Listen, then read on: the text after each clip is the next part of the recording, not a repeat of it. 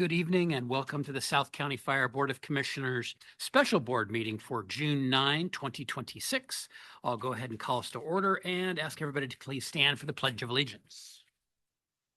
I pledge allegiance to the flag of the United States of America and to the republic for which it stands, one nation, under God, indivisible, with liberty and justice for all.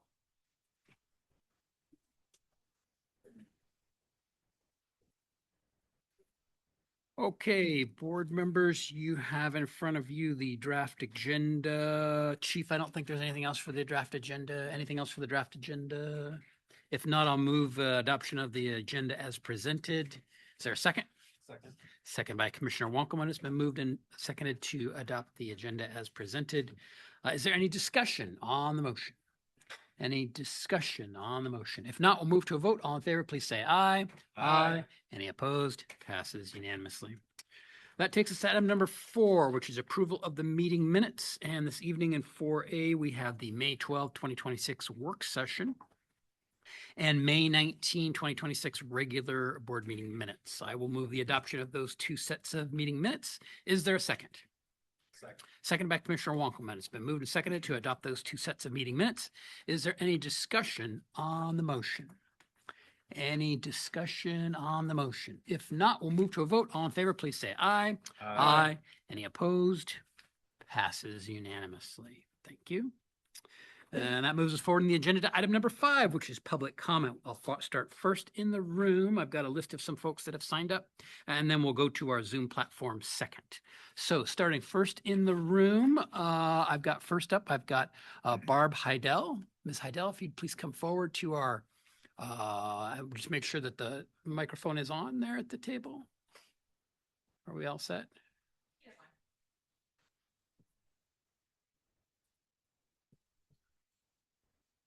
Yep, you got it. Ms. Heidel, if you could state your name for the record, and then you have 3 minutes. Good evening. My name is Barb Heidel, Heidel, sorry. and I am from Mill Creek. Yes. Having attended your retreat yesterday, I wish to share my comments with you. My overall impression was a very good one. I was very pleased with the great job I felt Christy and Chief Curtis did as they presented the information about each fire station. The way they laid it out was very helpful and informative for me, giving me a better perspective as to why it's so important to upgrade and replace many of the fire stations. To hear how unhealthy it is for all the firefighters, paramedics, and personnel was upsetting and disturbing. To hear how unsafe most of the fire stations are and not be seismically sound is not good. What is concerning is that most of the locations will not be fixed for many years. We're taking chances with that there might be a major earthquake. We're hoping not. The personnel are being exposed to the exhaust from the engines for too long. It's very upsetting to hear about that, and I had never had a clue. Somehow, in a consolidated version, word must get out to all the citizens within your service area. They must become aware of the dangers for everyone, fire personnel and the community. They need to be informed with very specific and important information of what needs to be done and how each person can help by passing the levy and supporting the South Contra Fire District. As to the levy, I understand it saves more money by selecting the all-level draft. I definitely prefer the other option. Everyone in my area has been hit with new taxes this year, utility tax and transportation benefit district tax, as I'm quite sure Commissioner Weddis knows. This is difficult and challenging to juggle these new taxes in addition to prices of everything has increased significantly this year. To add South County Fire Levy will be adding to our struggles. To start lower and build up is a bit better. By getting the details that really affect the community and how you are trying to make it as easy as possible for everyone, they are more willing to vote yes. Please consider the slow increase instead of starting high and dropping down a bit. Thank you. Thank you, Ms. Heidel. Thank you. Next up, we have Roger Pence. Mr. Pence, if you could come forward to the microphone. And Mr. Pence, you know the drill. Please state your name for the record, and then you have 3 minutes. Thank you, Mr. Chairman. You've heard from me before, so I'll be very brief. My recommendation on your bond issue is to not vote to put it on the ballot tonight, but to take it to your voters. Have some public forums, get people informed about what the issues are, listen to their feedback, listen to their input, and then decide what it is you want to put on the ballot. You've got 7 weeks or so before the deadline for getting it onto the November ballot. You need 60% of the vote. You need an informed electorate, and the best way to get that is to go talk to them first. If you wait until it's on the ballot, then it's a ballot measure. There's no more civic conversation. It's a political campaign. At that point, you're not interested in their input anymore. All you want is their vote. That's the nature of the system. So go out and talk to the folks first. I have done this kind of work professionally and in a past life, and I would be happy to help. I'm not much interested in getting involved in a political campaign.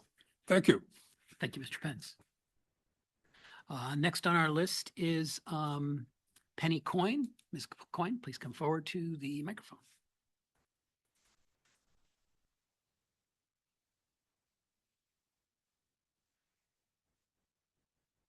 And good evening, Ms. Coyne, and please state your name for the record and then 3 minutes.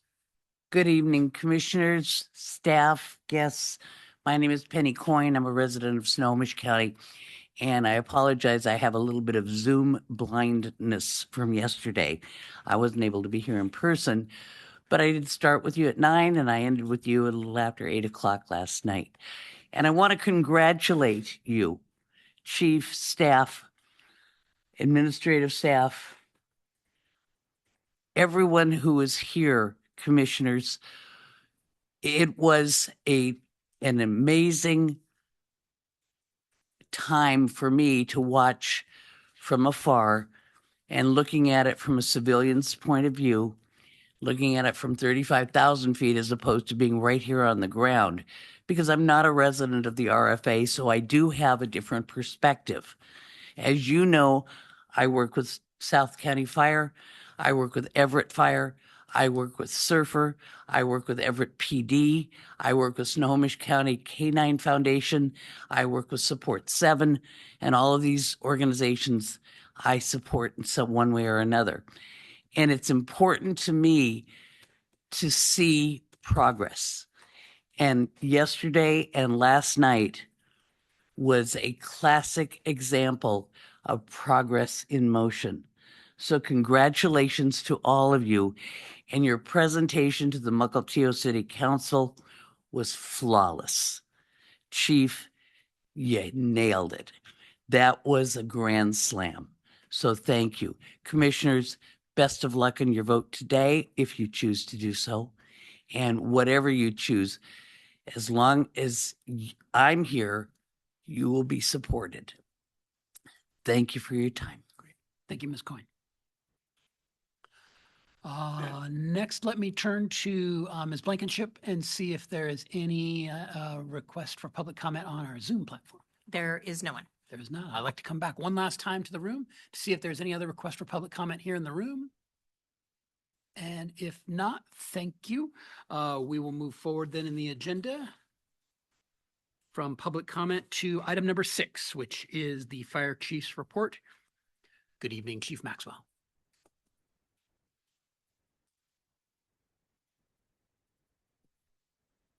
Thank you, Chair Kenny and board. I will be very brief tonight. We have had a busy 48 hours, and I'd just like to express appreciation. I realize it was the board's workshop, but coming together for all of us to spend a day and having more time to just really dig into everything together and dialogue is, it was really productive. I think we all learned a lot, and just came away with a better appreciation of understanding everybody's needs. So that is my very short report. I guess it's just appreciation. Thank you, Chief Maxwell. Any questions from the board members for the chief on the chief's report? Yes, Commissioner Wonkelman. Chief, I just wanted to say thank you for yesterday as well. The presentation by the team, the leadership, and everything that was accomplished yesterday was greatly appreciated for my first time. And it gave me direction, it gave me understanding, and I just really am grateful for the dialogue. It felt like a team. So thank you. Yes, Commissioner Chant, go ahead. Well, I have to say yes. Yeah, great job. Especially the way you say it is not trying to sell anything. You're basically saying the facts, and you make some humor things. I'm going to keep the secret. I'm not going to tell you. So make it a lively conversation. I think I really like that. Any other questions for the chief on the chief's report? If not, thank you, Chief Maxwell.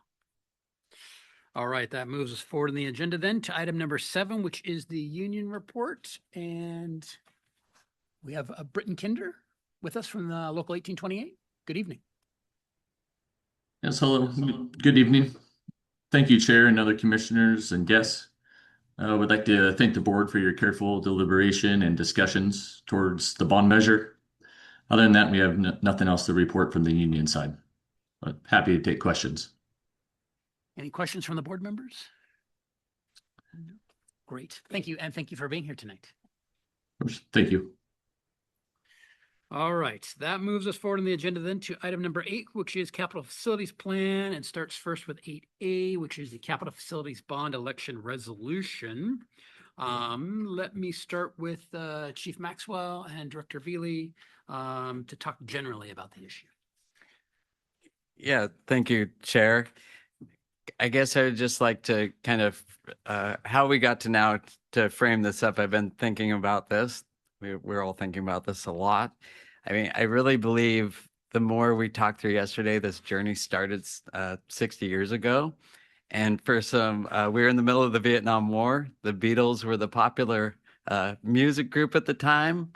We were in the Great Space Race, and gas was 32 cents a gallon.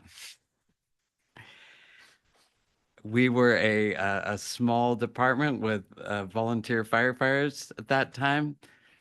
Come up about 30 years forward, a lot of your staff here in the room were coming on, and we were transitioning into a paid modern department.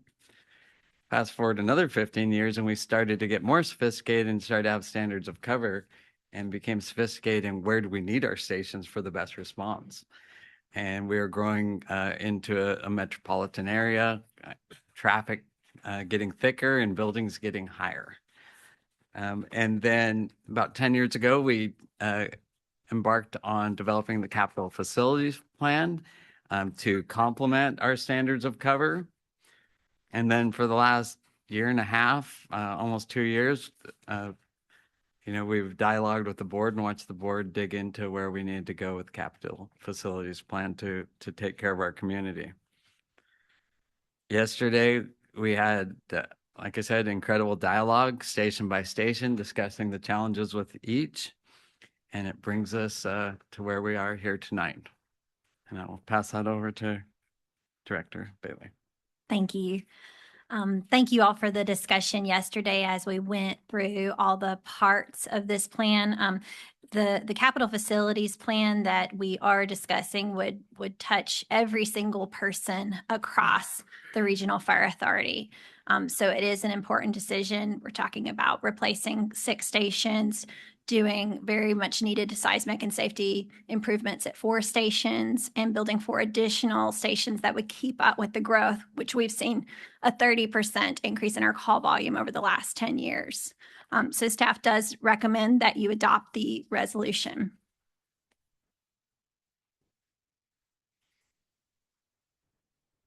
Anything else more generally on the bond issue?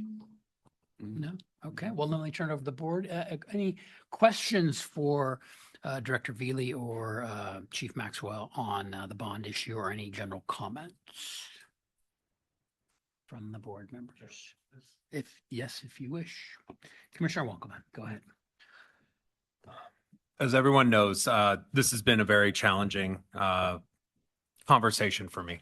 Again, I want to state thank you for yesterday. It was a realistic look, and with two priorities as I go forward with my vote.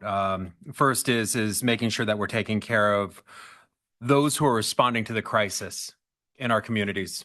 When we're having an emergency, I couldn't imagine a better team. I couldn't imagine a better group of individuals that are risking everything for our community. And it's a reflection of leadership. It's a reflection of hard work. It's a reflection of dedication to our community. And so that weighs very heavily on my decision.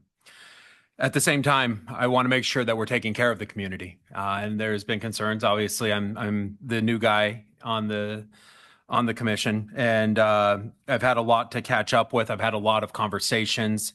I've wanted to hear the community's voice in this, and it's been a very challenging conversation because there are a lot of vulnerable population, of vulnerable people who this is going to impact, and I don't take that lightly.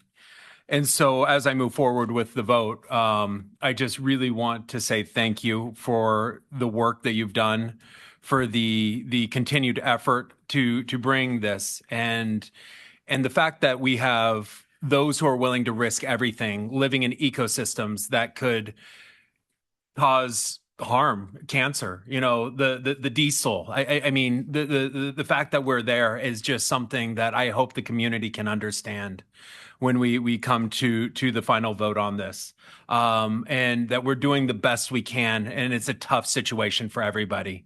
At the same time, for me, it is priority to take care of those who are willing to risk everything for our community. And so this hasn't been easy. I have, as most of you know, I haven't slept trying to figure out how to balance this, trying to figure out, different options in this. But with the hard work of staff, Chief Christy, Chief Anderson, Chief Curtis, your team in general, I've come to an understanding, and I'm going to vote from my conscience on this. But at the same time, I really want you to know how much I appreciate everything that you've put into this. I know there's been a lot of hard work, and I only want what's best for our community.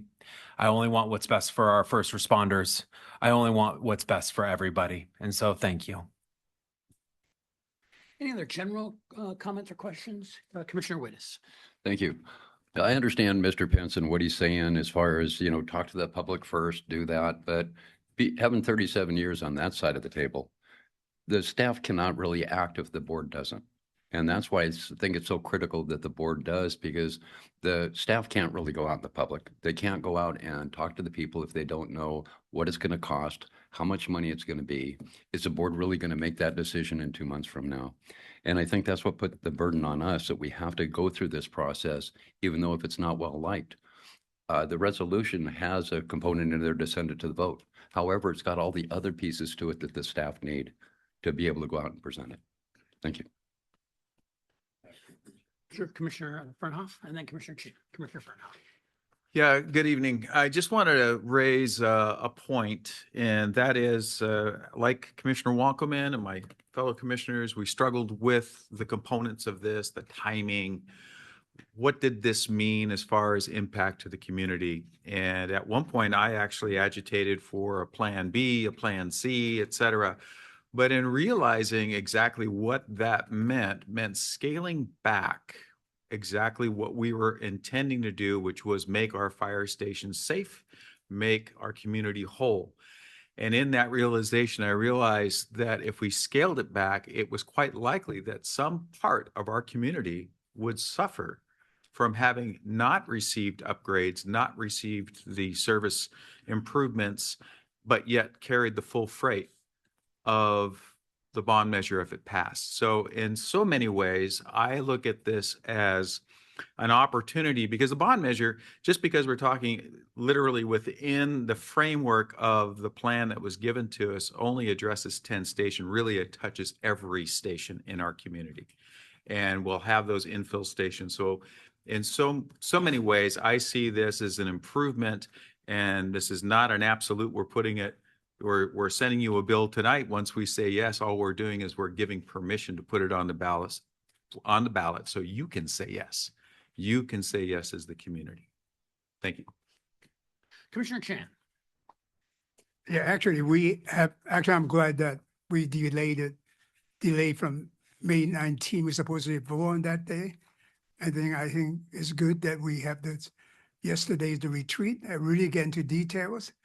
So we can, even among our commissioner, we have different little opinion here, I think I talked to everyone, we solidify that is the kind of core that we want to do it for several reasons. Number one, I want to say that do not look at that as a $420 million. You basically, we have 5 districts. If you break it down, each neighborhood need a little different things in there. It's improving that area. And also that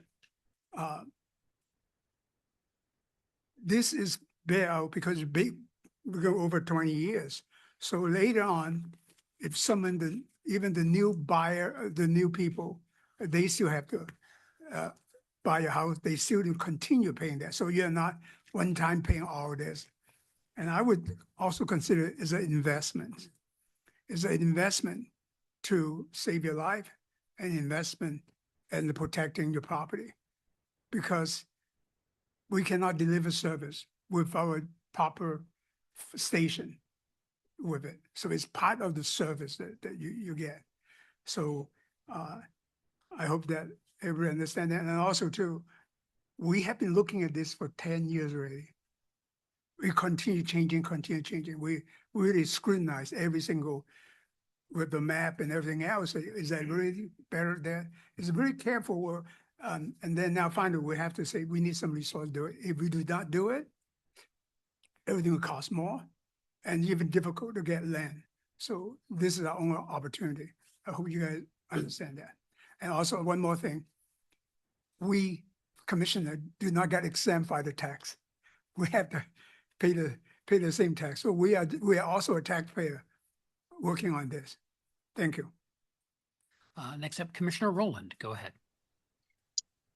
Yes, I'm currently mobile, so I apologize if there's any noise or any trouble hearing me.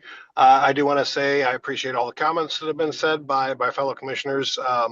I don't disagree with anything anyone has said. Don't take any of this lightly. I don't think any of us do. But at the end of the day, we have very skilled people that have worked over this over years, over multiple administrations inside the fire service. It's been looked at from every angle. We are trying to do the best, make the best decision for the community possible. And delaying doesn't seem to have brought any alternative plans to the table that jive with the reality of the situation. So I believe it's our responsibility to go to the voters, to show them the facts, and to give them the opportunity to make the decision. We're not making a decision for the voters. We're making a decision to give them the power, to give them the decision-making authority. And I will support that. Any other general questions, comments? Board Liaison Morris, please go ahead. Thank you, Chair. I just wanted to say, I guess from my position, with speaking to our mayor, some of our council members, and the citizens, the overwhelming message that I have received is asking for a pause, or looking at this from an approach that kind of pieces together a plan where it's not so much at once. Having said that, though, I really respect all the work that's gone into coming up with this initial bond measure, and the work by staff. And then the other thing I would like to see is if we do move forward with the bond measure and putting that out to a vote, is to work on some sort of plan B in the meantime. because I agree with a lot of the commissioners that the the level of maintenance that's required on a lot of the fire stations is not acceptable. And so if this weren't to pass, we would need to quickly pivot to address a lot of the stations that are in dire need of either rebuild or complete teardowns. So thank you. Any other general questions or comments on this issue? If not, I think we are ready to move forward with the motion. I'll move that the board approve resolution 06092026-13, a resolution of the Board of Fire Commissioners of South County Fire for a ballot proposition submission to the electors at the election to be held November 3rd, 2026, for the issuance of unlimited tax general obligation bonds in the aggregate principal amount not to exceed $420 million for the purpose of constructing, improving, renovating, acquiring, upgrading, and equipping fire stations and facilities. Is there a second? Second. Second by Commissioner Lawrence. It's been moved and seconded to approve that resolution. Is there discussion on the motion? I'll chime in with just a little bit of discussion to say that one of the things in our discussion yesterday, I've been focused on the quality of our facilities for the balance, if not the middle part of the balance of this century. But I hadn't focused, I had looked at it in the past, but I just hadn't been thinking as much about how much earthquake danger there is for so many of our facilities. And I think there is an expectation from the community that our fire stations, when the big earthquake comes, and we've had them before and we're going to have them again, that the fire stations are standing and that they don't fall down and crush all of the equipment inside.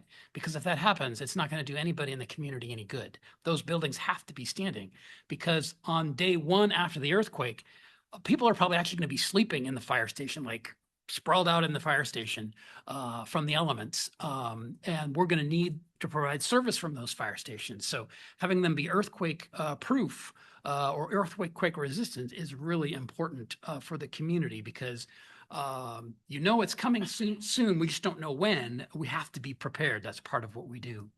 Also, we talked a little bit yesterday about density, and that is the population in South County is not going to double, but it's going to come fairly close. And when you talk about that much density, we need more capability to respond. We need our infill fire stations, because there is not a lot more room to move out. The population is going to go up, whether you like it or not. And so in my opinion, there aren't going to be any more roads. The roads that you see, those are the roads that you get. And so we struggle because particularly 8 a.m. to 8 p.m., we have trouble in our response times because there are so many people on the roads, so much traffic. That's not going to change. It's only going to get worse. And so our infill stations will help with that for our response times, which are important to provide the service that we need to.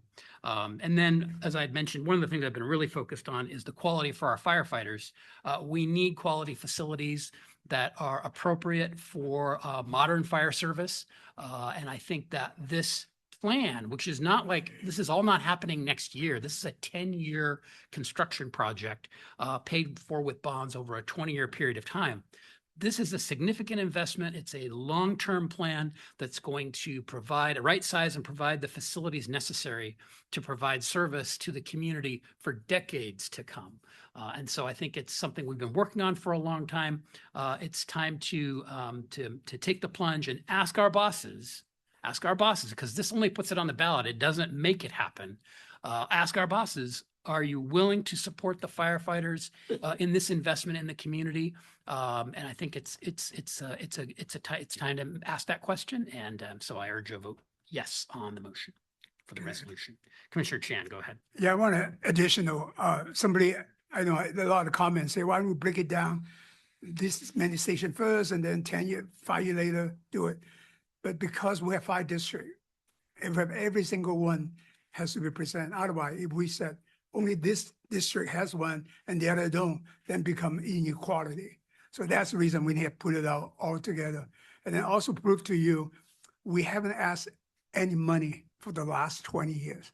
So you can see that it's really, we haven't, because we're really careful to ask for money.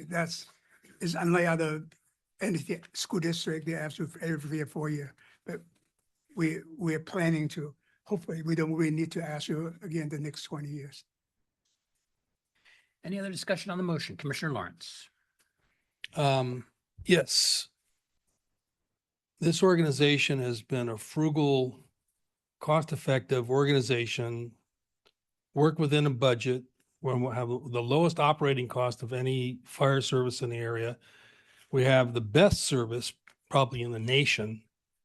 And so this money will not be wasted. And to have some of the other elected officials in the area, like the county, some of the cities who mismanage their budgets, asking us not to go out with this bond, or at least not to this size. They got a lot of nerve. They're pretty cheeky of them to ask us, the one frugal agency, frugal, publicly supported, to not do what we need to do to provide the service that people have come to expect. So, thank you. Any other discussion on the motion? Any other discussion on the motion? If not, we'll move to a vote. All in favor, please say aye. Aye. Any opposed?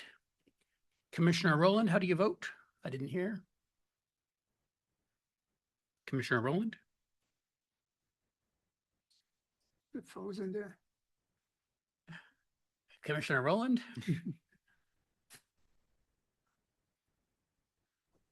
Apologies, technical difficulties on this end. Aye. Very good. Thank you. Thank you. The motion passes on a 7-0 vote. Thank you. That moves us forward then to item 8B, which is also related to the capital facility plan bond, and that is the debt service level and the choice of the funding plan. The recommendation from staff is the all-level funding plan, but I wanted to see Chief Maxwell, Mr. Bothwell. I'll hand it off to our CFO. All right, CFO Bothwell. Thank you, Chair. So this item is the complement to the prior item and seeks board approval of a CFP financing plan. So we spent a lot of time on this topic this year. So I'm just going to recap really quickly how we got to where we are currently, and hopefully I'll give some context to your discussion. So earlier this year, we worked with our municipal advisor and bond counsel to evaluate 2 bond features, the repayment term and the repayment structure. Working with our advisors, we identified 2 repayment terms, 20-year and 25-year, and 3 repayment structure options that we've labeled level levy, staggered, and all level. In total, we looked at data for 6 different combinations. For payment term, the 20-year repayment schedule emerged as the preferred option due to the forecasted interest savings of over $60 million over the life of the bonds. Of the 3 structures we looked at, the staggered structure was eliminated as it did not offer any significant benefits compared to the other 2 structures, and that left level levy and all level structures. And each of those 2 structures is attractive for different reasons.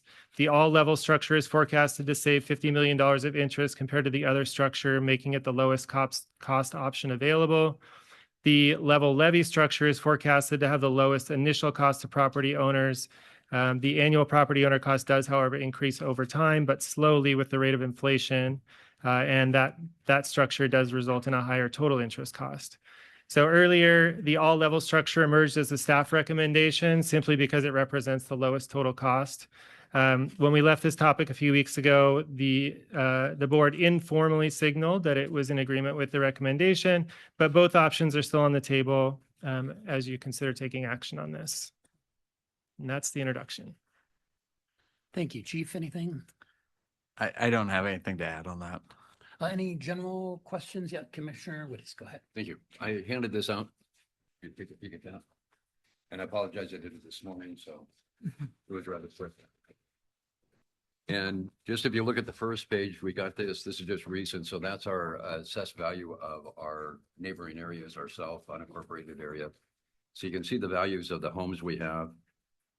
The next page, the full page with all the stuff on it, I went ahead and took it where I put Mill Creek on top. I even put Muckletail in there because we are having a conversation with them. Goes all the way down to Mount Lake Terrace. The assumptions that I put in there were the same thing that we've had at 2% growth. It had the values that were calculated. And the other thing I did is, if you remember, and it's back there a little further, a couple pages, when we looked at the all levy and level one, those two, it showed the 27, the 37, and the 47 version of the dollars per thousand. All I did was divide them by 10, the two of them, the difference, so it came out. So again, this is just a transparent look at it, if you want to call it that. I sent this to our CFO earlier today, not for validation, just to look at it conceptually. And so there's no way he'd have time to look at it. But what I'm really looking at there is, if you turn one more page for the older people, this is just so we can see. That's just the front half of it. And just go to Mill Creek itself, and I like that. It's right on top. And I say that because that's really the value of my house, of where I live in Mill Creek. So you can see there that the increase as it goes. But if you look down there in the different colors, you can see the different dollars per thousand. One's at 19.4, the other one's at 26.5. So rather than saying the all level and levy level and all that, we'll just say 19 and 25 or 26. It's a difference of 7 cents. It's also a difference monthly for me, be it $6.25. Again, not significant, but it's a gallon of gas today. And I think everything helps. The other thing out there with it is a 7 cents difference. I think that's kind of crucial today. I think that keeps us from bumping up too far to our maximum of the $1.50 and 50 cents. And it starts low and goes high. If you look through the stuff, if you go to the next page, this shows where the ones that our CFO was just talking about, the next two of them, and it shows the difference there. But one of the things that I look at that's critical is, even though it saves this, the all levy one, that more expensive one, it's higher at the beginning, it gets less as you go through it.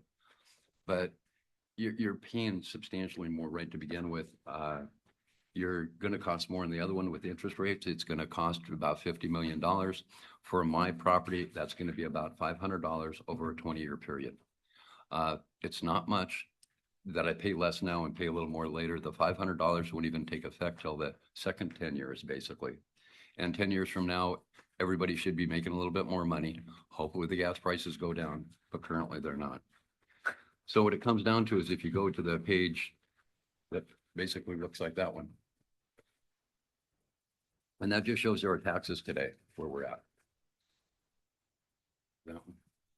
That one, Commissioner Kenny saw it. It just shows you where we are today, and this is what we show in that graph. So if you look at the fire levy, you look at the EMS levy, it comes out, and the benefit charge, the equivalence to it, we're at $1.33 per thousand. If you look over the next one, the level levy, and this is the one that I'm promoting, the 19 cents per thousand, it would sit there and bring us up to $1.53. The other thing we got to look at that's coming in the future is an EMS levy. We're going to have to do that. We're going to have to go out, and I don't know if we're going to go for the full 50 cents. That will be a board decision, or if we do the 50 cents and not even take all of it, that's a good possibility. But if you go to the 50 cents, that's going to put us at an additional 17 cents a thousand. If you add that up, then would be at $1.70 per thousand. If we went with the other one, it's $1.77. It's just that much higher to that threshold that we can't go to. And if the last page is that graph again. And if we are at $1.70, you can see where we'd be on that graph that we have. It would put us basically with Getchell as far as dollars per thousand. Server is right there, but they're going for a EMS lift levy in the primary, so that will put them at $1.80 something. It just keeps us in the norm of where we really kind of like to be, at the lower end of the bar graph. So my recommendation would just be to go to that 19 point some cents per thousand model versus the other one. And I agree with staff. They're doing a good job. They're saying what we should do to save some interest money for our public. But I look at it that it's something we can save right now for our people. Kind of heard that earlier. that if we start with less money and work our way up and charge more as it goes, it should be more beneficial. Thank you.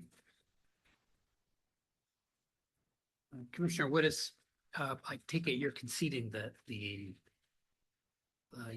your endorsement of level levy as opposed to all level, that's 50 million more in Correct. expense to the voters over Yes, the it's 20-year life. it's of $50 million more, roughly. That's 50 million, right? 50 million. It's going to be about $500 for me in my house. Right. So it is a lot of money, just like the other is. We pay our bill. I guess they don't like my suggestion. Okay. Wow. How do you like it? Yeah, okay. Yeah, so going back to the increase, the extra interest rate, it's $500 for me over a term of 20 years. It's something I'm going to pay on, but it's not going to be for the second 10 years of the loan. It will be less at the beginning and it will be more towards the end. But yes, it would be spending my money of $50 or $500, but I think it would help us out beneficially in our public out today a lot more than having that $500 getting pushed over earlier. So. Yeah. Commissioner Wackelman.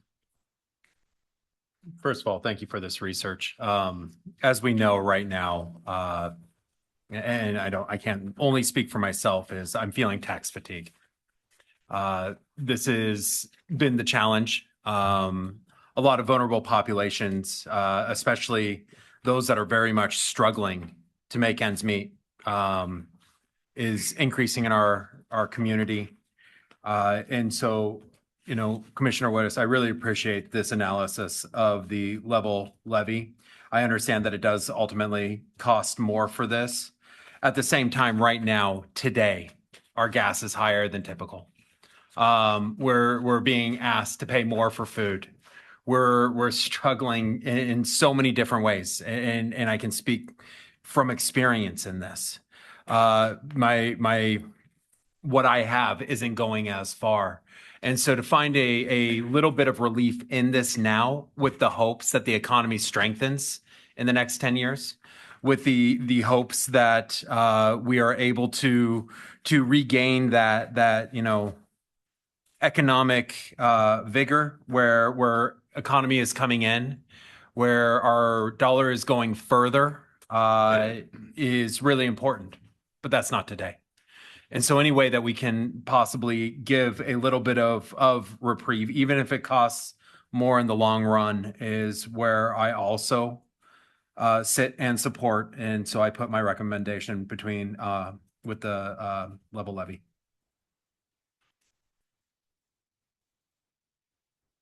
I'll just say that I can't support that. I can't support an extra $50 million over the life of that. So I support the staff recommendation. Other thoughts, comments regarding the funding plan? So does anybody want to make a motion? We need to settle the funding plan. Can I make a motion? Absolutely, go ahead. I'd like to make a motion that we go with a level levy, which is a lower one at the 19.4 cents. It's been moved by Commissioner Wittes. Is there a second? I'll second. It's been seconded by Commissioner Wonka. It's moved, seconded to adopt the level levy as the funding plan for the bond. Is there discussion on the motion? Commissioner Chan. Do you discounting the $500, the future value will be back to present value? Because you're saving it. You're paying less now. But you mentioned the $500 is on the second half of the 10 years. Correct. Did you ever discounting back? I assume it would not be $500. Today's dollar will be less, what I'm saying in the future. Oh, in theory, yes. Oh, Yeah, I guess, okay. yes. But you did not know No. how much it is. Okay, but it is a help, but it is not. I'm just trying to say that there's not a full 500 today dollar. Okay. Other discussion on the motion? Any other discussion on the motion? If not, we'll move to a vote. All in favor, please say aye.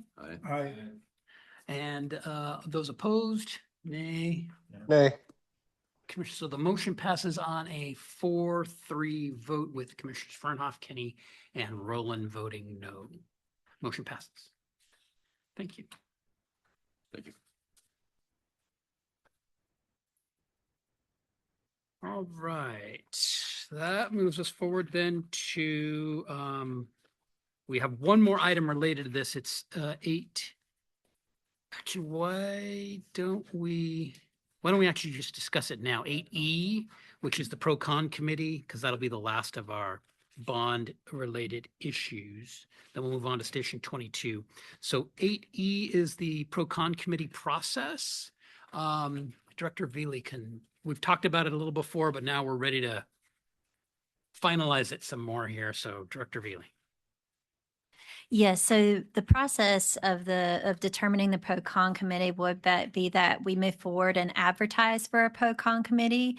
What we've discussed is including that in a news release that we would send tomorrow, and we would keep that application process open until June 1st at 5 p.m. July 1st, thank you.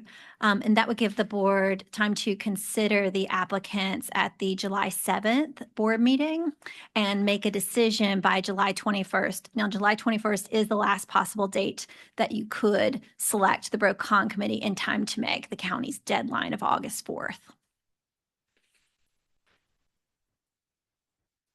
Okay, so then the question is to the board, does that process sound okay? That gives us, I want to say that is 3 weeks. That would be an open application period. I think there'll be a press release go out tomorrow, closing July 1 at the close of business.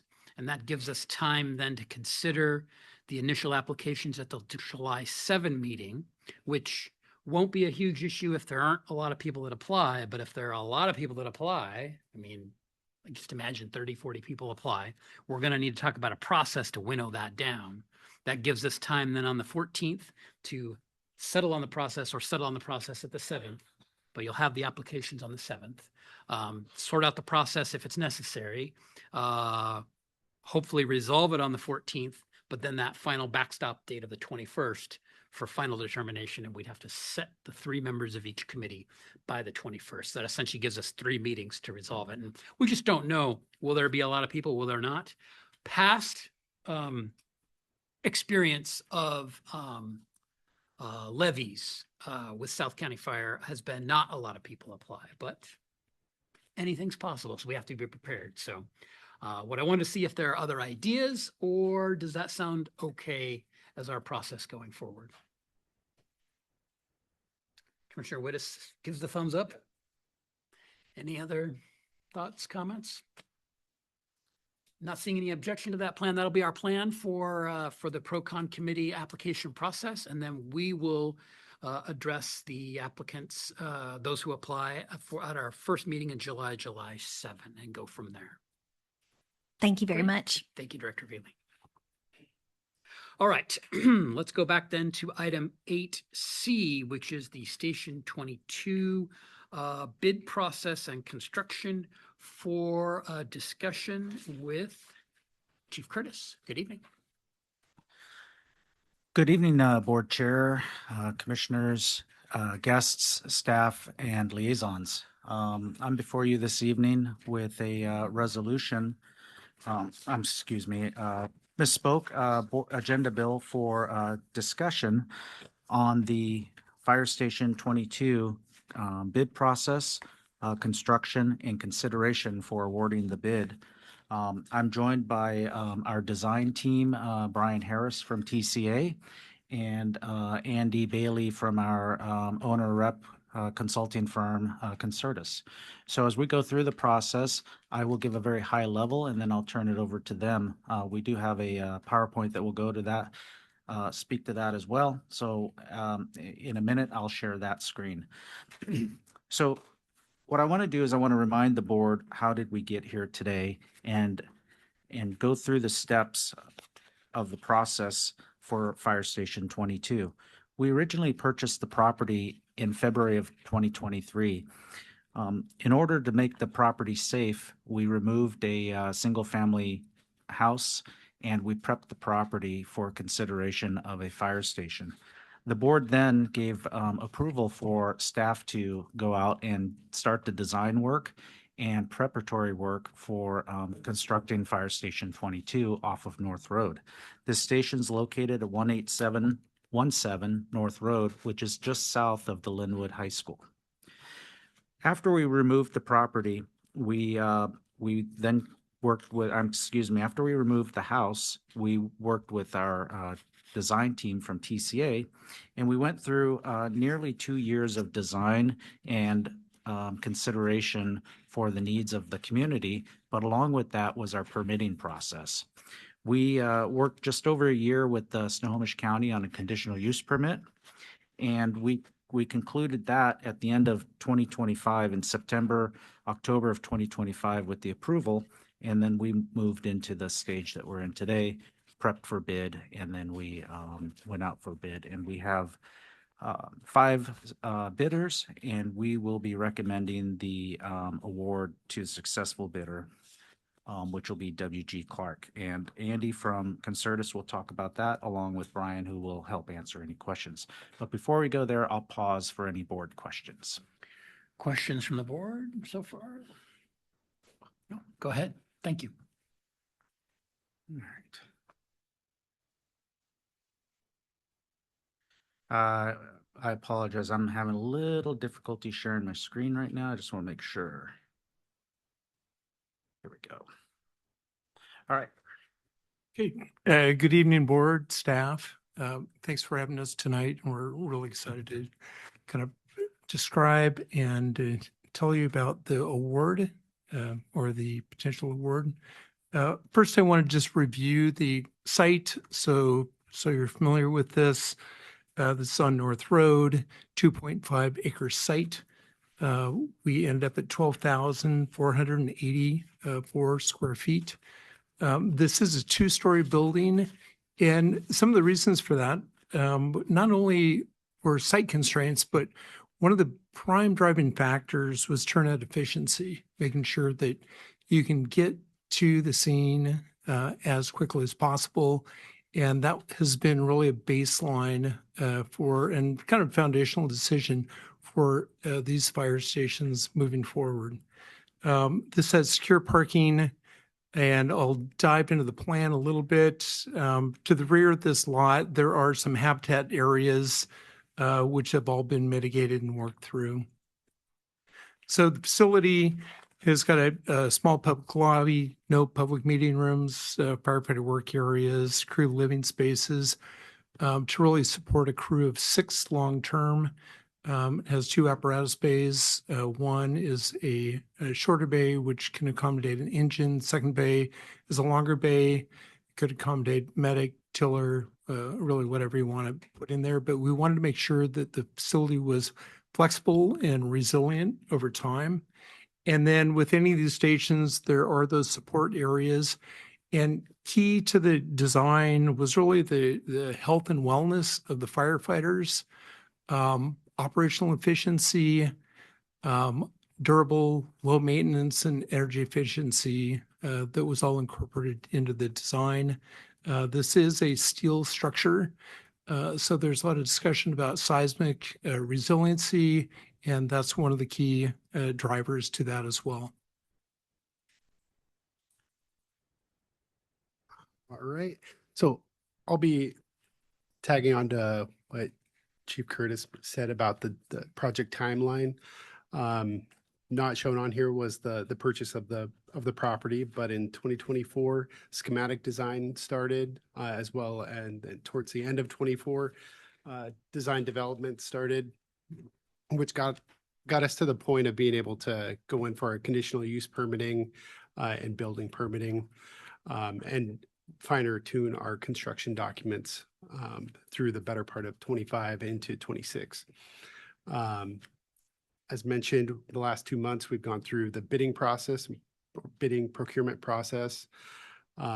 Shown we have, it'll likely take for pre-construction mobilization a month or 2 once approval is made.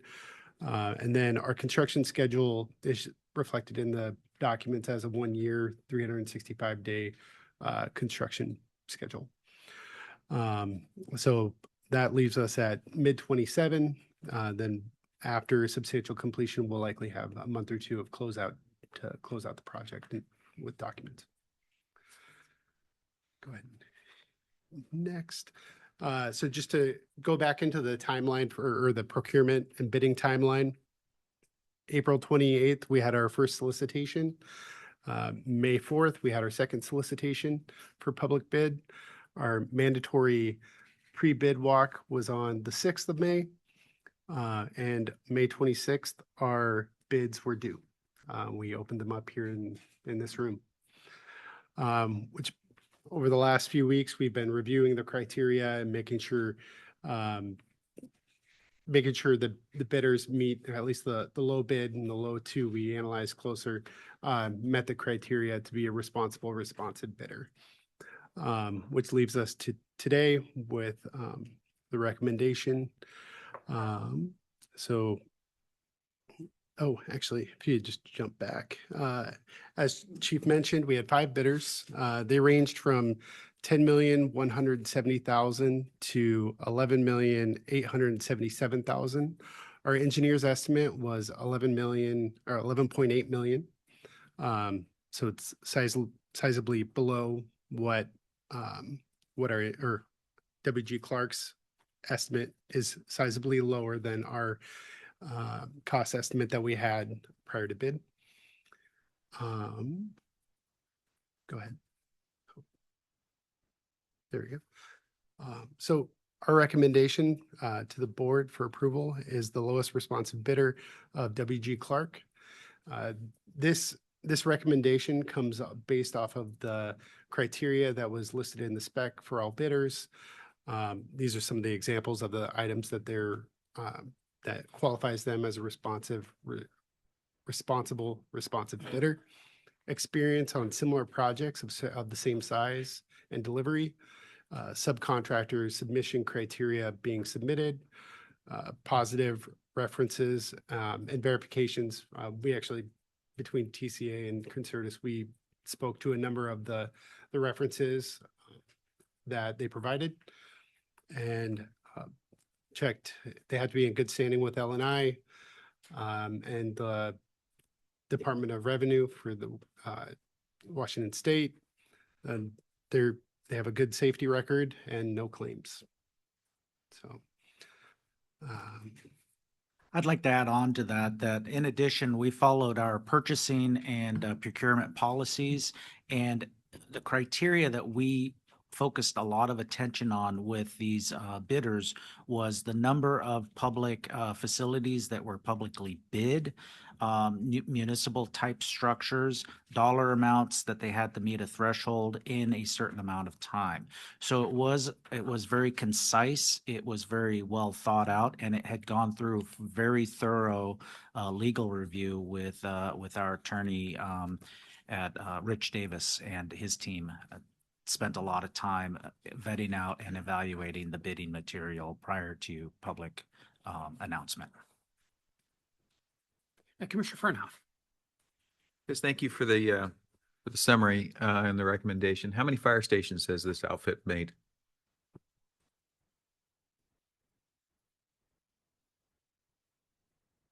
They have not done fire stations. They have been involved with like projects over the years, and we had a kind of 8-year window that we were looking at, but we had a deeper conversation.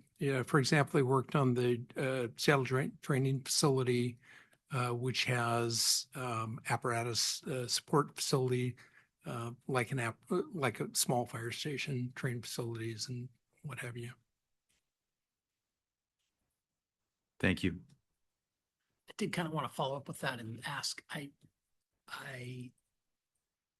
recognize that name. How large of a construction company is that? Like doing other things. And maybe I'm thinking of the wrong company, but I'm just like, how large is that company? That construction company? They're a mid to large company regionally here in Washington. I know they do work regionally in Northwest. They've been around for a long time. Yeah, it likely is who you're thinking of. Yeah, exactly. Yes. It's who I'm thinking of. Yeah, no, that's good. And I saw that 5 bids, and not knowing this area, but thinking of the very distant past when we've done this, 5 is a good number of bids. Am I wrong? Would you have expected more? If it was only 1 bid, I'd be like, oh, that's not good. But Yeah. 5, what do you think? You know, historically, it's gone up and down. 5 is really a good number. If you start having 10 bids, you're really driving almost fake numbers. It becomes so competitive for that. You're fighting for the bottom. Too few bids, and it really goes up in cost. So we had really good coverage from subs, and as part of this, they were required to in that 2-day period, they're required to submit a list of all the subcontractors on the project. So the project is bought out per se. So I'm taking that's all positive, right? Yes, yes. Okay, good. It's successful bid. Good, good. Okay. Commissioner Joe's Walkerman, first. did you? Joe's first. So Commissioner Walkerman, go ahead. Okay. From what they typically build to building a fire station, what is the difference? And are they prepared to tackle the unforeseen challenges that are associated and are unique to what we're trying to accomplish with this build? And I ask this because for me, you don't know what you don't know. I can always go into a project expecting to be able to bid and be the lowest. At the same time, I have seen it throughout my military career where that is done, yet it typically comes back to cost a lot more. And I just want to ensure that with this decision, we are suggesting the person who, or the organization that is going to best accomplish it for accomplish the mission to standard, so that we're not regretting it down the road, I guess would be the way I'm stating that. And what assurances do we have that this is the best decision or best recommendation? Sure. Yeah. So based on what they built and their history, and a lot of or actually the majority of their projects recently have been residential, they've been University of Washington dorm rooms on campus, which in my opinion, it lends itself to fire stations. There's living quarters. A lot of the times there's multiple uses. There's kitchens, there's different aspects. I think some of the nuances that fire stations has, as you know, the constant use of the building, the alerting, Niederman's, giant garage door, app bays. I feel like with their track record, these aren't items that would be complicated for them to shift to. Go ahead. Okay, and I appreciate that. Definitely with the living quarters, the kitchens, I can see that. One that comes to mind for me, and I'm just thinking, is the apparatus door, and how easy it is to ajar, and how there was a point in time where we thought that the apparatus door having a clear view with the window paneling was the best approach to that. Yet what we learned after that is the weight of the apparatus door then causes for unknown or unforeseen, let's say, challenges that are now being brought to us as concerns. What is their experience with that type of challenge in this build project? Yeah, that's a really great discussion point. And we looked at that specifically in the design. We are not going with the sectional doors that you have throughout the department.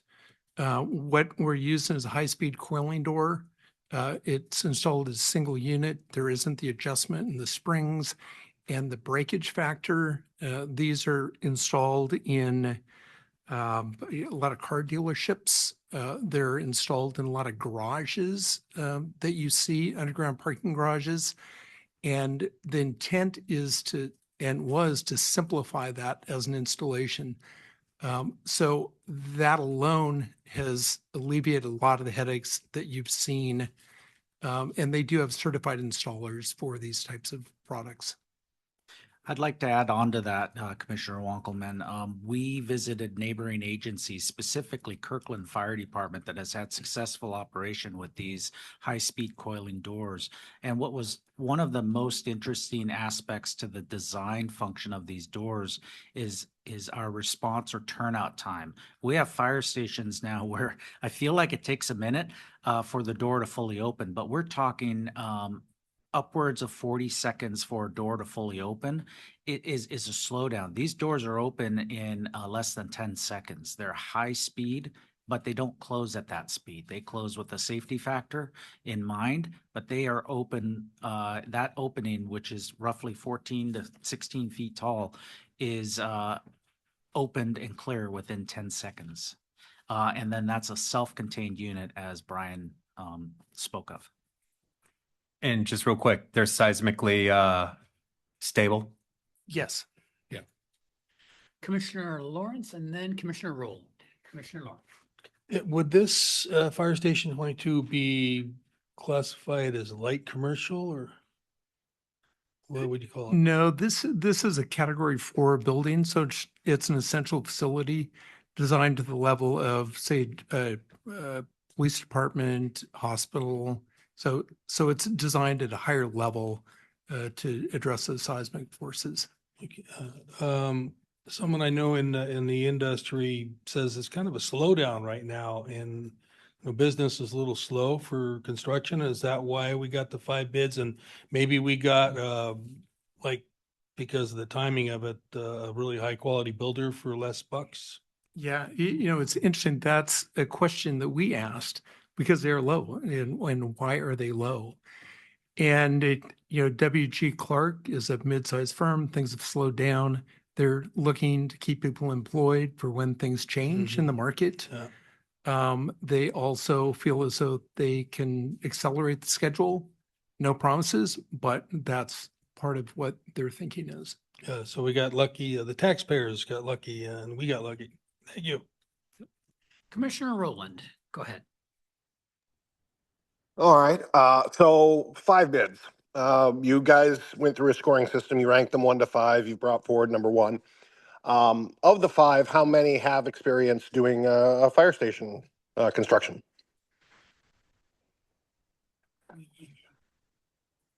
I would like to say 2 out of the 5 have fire station experience. And of that 2 in the ranking system, where did they score? Let's see, number 3 is Allied. Was Allied Construction. They've done a few stations for the city of Kirkland most recently. And the other? I would have to go back and do recall. It's number 4. Yeah, the specification on the procurement process requires the load 2 to provide the supplemental information criteria. So that for the 3rd, 4th, and 5th, they weren't required to provide that information. So you're saying the lowest 2 bids are people that don't have experience doing fire stations before? I would say that they have the construction knowledge to build. That's not what I asked. I asked they don't have. Okay, thank you. I understand. I'm not trying to second guess you guys. I'm just asking just plain questions, and I'm asking for plain answers. So, we talked about you mentioned that this is fire station's a Category 4 building. I'm not in construction, don't know what the categories are, but has this firm that we're being asked to select or approve or whatever the term is, have they constructed Category 4 buildings before? So Commissioner Rowland, I want to speak to that a little bit and address your question about how many fire stations have these bidders built. We did not want to exclude any bidders by exclusively saying fire stations. I understand that. So what we did was we identified municipal projects and we came up with bidding material in cooperation with our legal firm while following Washington State bidding and procurement laws.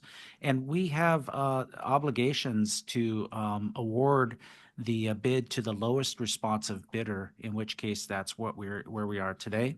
And we are focusing on municipal fire or municipal projects, not simply fire stations, because we are not building a lot of fire stations up and down the I-5 corridor. So that would make it a very select group. Therefore, that would hurt the bidding process and not allow it to be as open as the public and Washington State bid laws would prefer. I'm not questioning your process. I'm asking a direct question, though. Yep. Going back, I believe components of the Seattle training facility were a Category 4 facility.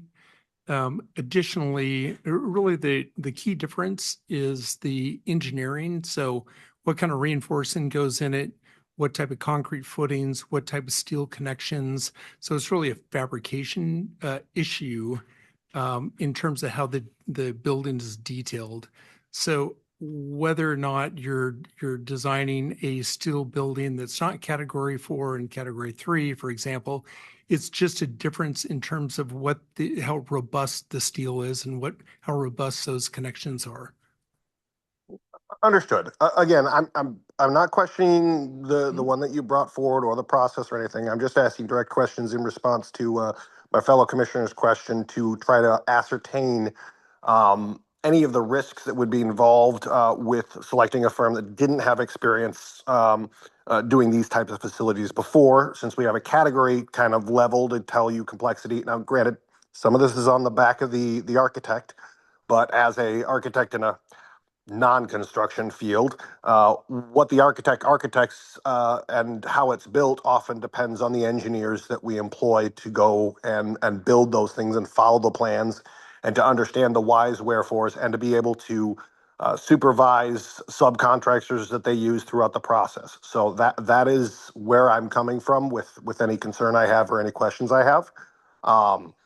What I'm hearing is that no experience in the top or in the bottom two for building fire stations. In the bottom one, or the top one, I guess we shouldn't call it bottoms, but the one that you've selected, limited experience in Category 4 buildings, but not something that you believe is disqualifying. Is that a good summary? That's a good summary. All right. Thank you, guys. All right.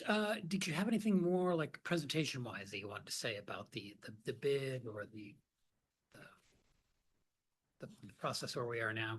Because for tonight, we're here just for discussion. Yeah. So if there's nothing further tonight, we would be having this on the agenda for action next Tuesday. So I wanted to see if there were any other questions or comments from the board members. Commissioner Fernhoff. So in my previous life as working for the federal government, I had the honor of having a very simple project that we contracted to a prime who went to a sub. The sub failed, and it took what should have been a 6-month project 3 years. What are the penalties? What are the rules? What do you have built in to ensure that the contractor that we're contracting with, who decides to go with God knows what sub, if the sub fails, what do we have as far as built-in mechanisms for either recouping cost, releasing the sub? Help me here. So in the contract, we have liquidated damages. So that 65 days that starts, if it goes past 1 day, then it's day for day. There's a dollar amount tied to each one. We actually have an elaborate, I'm sorry, sir. I wanted to expand. We have an elaborate table of liquidated damages that reimburses South County Fire for our difficulties with delayed construction. So what about a performance matrix? In other words, it's measured every 30 days. Are you on target, off target? In other words, is there any trend? Is there warnings? Are there, because I'd hate to get to 365 or 366 days before I could start complaining. Yeah, of course. There's requirements on providing the schedule and keeping on track of the schedule and the monitoring of the schedule on a monthly basis. So that's going to be tracked throughout the project. And just as an incidental, this is a kind of funny story. I was just happened to be at the facility that you're talking about that this outfit had built, the Seattle Training Center, except they were doing something kind of odd called Urban Search and Rescue Training, their final exam, in which everything on the damn property was in crushed concrete and steel and cars. And so probably not the best day to go look for, quality and building materials, but thank you. Other questions, comments on the bids? If not, then we'll have the item on for action next Tuesday. Great. Thank you. Thank you. Thank you. Thank you, board. Our next item is related to this, and that's 8D, and it's a presentation of a resolution for discussion related to Station 22 replacement construction to be included in the bond proceeds if it passes. And this is going to be CFO Bothwell. Thank you, Chair. Okay, so just like the last one, this is just a complement to the previous item that you heard about. So these are two housekeeping items related to the Station 22 project. The first is a resolution to amend the budget to fund Station 22 construction. And the reason for this resolution is that we don't budget large capital projects during the annual budget process due to the difficulty in estimating the exact value of the projects before we go through a competitively bid process. So just as a matter of process, we prefer to bring a budget amendment to you when we have a contract and the value is known. So this one is truly just housekeeping. The second resolution provides the opportunity for the Major Facilities Maintenance Fund, which is the fund that is going to provide the money for the contract for construction. It allows for that fund to be reimbursed for the cost of construction with future bond proceeds. So assuming that we're successful with voters in the fall, this fund would be reimbursed with the bond proceeds. So the reimbursement is assumed in the CFP, and this resolution preserves the opportunity for that reimbursement. So, and we are asking you to consider action on these items along with Station 22, I think next week. Yeah, yes, sir. Next week, we will bring both agenda bills forward again. We will provide the board with some images and some more pictures of Fire Station 22 and ask for consideration of this resolution. Any questions, comments from the board members about these two items? Questions? No? All right, that sounds good. Thank you. For action next week. Thank you again. Okay, that is the end of our capital facilities plan items in section 8. And I see we're coming up on 8:30, and I know our healthcare presentation is going to be somewhat lengthy. Why don't we go ahead and take our regular break, which we're almost time for now. About 12 minutes or so till 8:35, and then we will kick off with the healthcare self-insurance presentation. So without objection, we'll be in a brief recess. Thank you.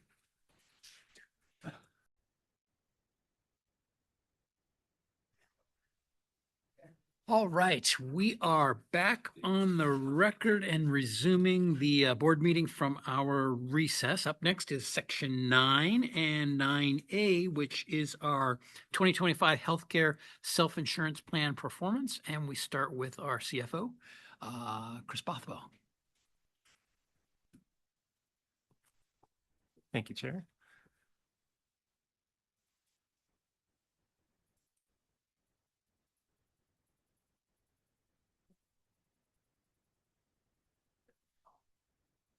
All right, so tonight we have Miracle and Ariel from our healthcare broker, First Hill Trust. They're here to present the annual health plan update. So they've got a lot of slides to get through tonight. So this is going to be sort of a long presentation or a big presentation. So we're going to try and keep them. They're going to be watching the clock closely. I do want to mention that we have a second presentation teed up for just the financial aspects of the healthcare self-insurance plan. So if there's anything that we don't get to tonight or questions that we can't answer, we'll return and tackle those items later. So I'm just running the presentation. If you guys want to start by introducing yourselves and go ahead and go. Great. Welcome tonight. Thank you. Thank you for the introduction, Chris. So I'm Miracle. I'm actually the group director over at First Hill Trust Company, helping with the strategy, design, and management of the employee benefit program. I also have with me Ariel Payne, who's our account coordinator and analyst. Do you want to? No? He just helps with supporting the client services, any of the reporting that happens in day-to-day contact. We also have Tim that's part of our team. He's our CEO. Unfortunately, he was ill and was not able to make it tonight, and he apologizes for not being able to be present. So we're gonna just go through the report here. Okay, that just disappeared.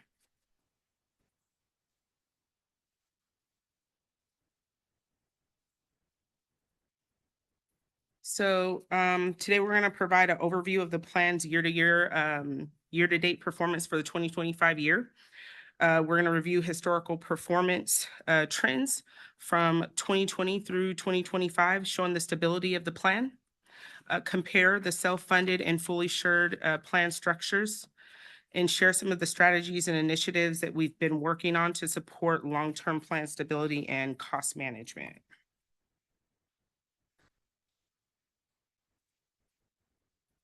So this is actually a quick overview of the plan performance for 2025.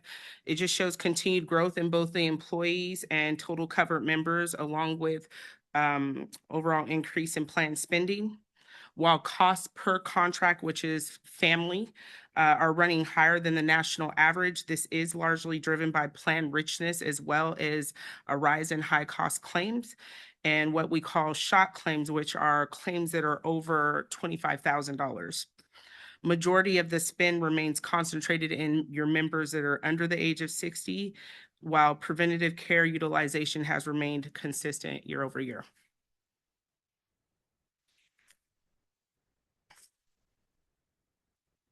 This claims analysis overview shows the plan payments have reached 14 million compared to the 12.8 million projected. You can see on that first bullet point. The in-network utilization is actually really strong at 95% and has given us a overall network reduced cost by 33%, sorry. Our cost drivers were primarily dependents, who account for 70% of those charges, and 70 shock claims accounting for about $8 million in claims that exceed $25,000 threshold.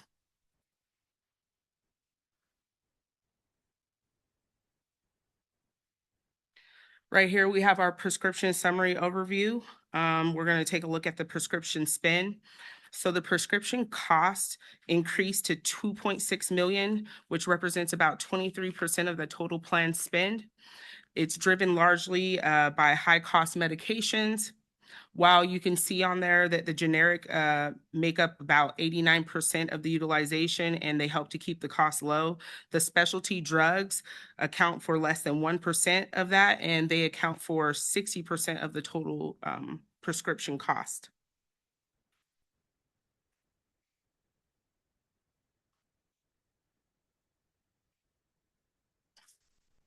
So this slide is actually highlighting the continued use of preventative across the plan.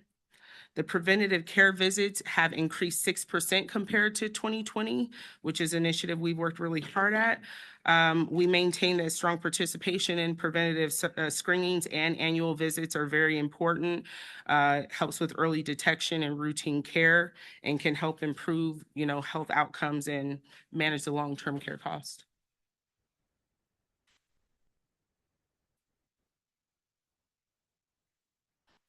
This slide on the preventive measures, we're just going to show that the participation level in several of these preventative screenings and chronic condition management measures are meeting and exceeding the benchmark averages. So screenings are based on the claims data, the ones to the far left, while the immunization rates reflect only what is billed through the medical plan. So this does not account for any pharmacy, like external pharmacy claims or external vaccinations that they might receive from like the provider on site. And then the compliance portion of this actually highlights how consistently the members follow the prescribed treatment plan. So as you can just take a look and see that all the benchmarks you guys, for most of them, meet or exceed those.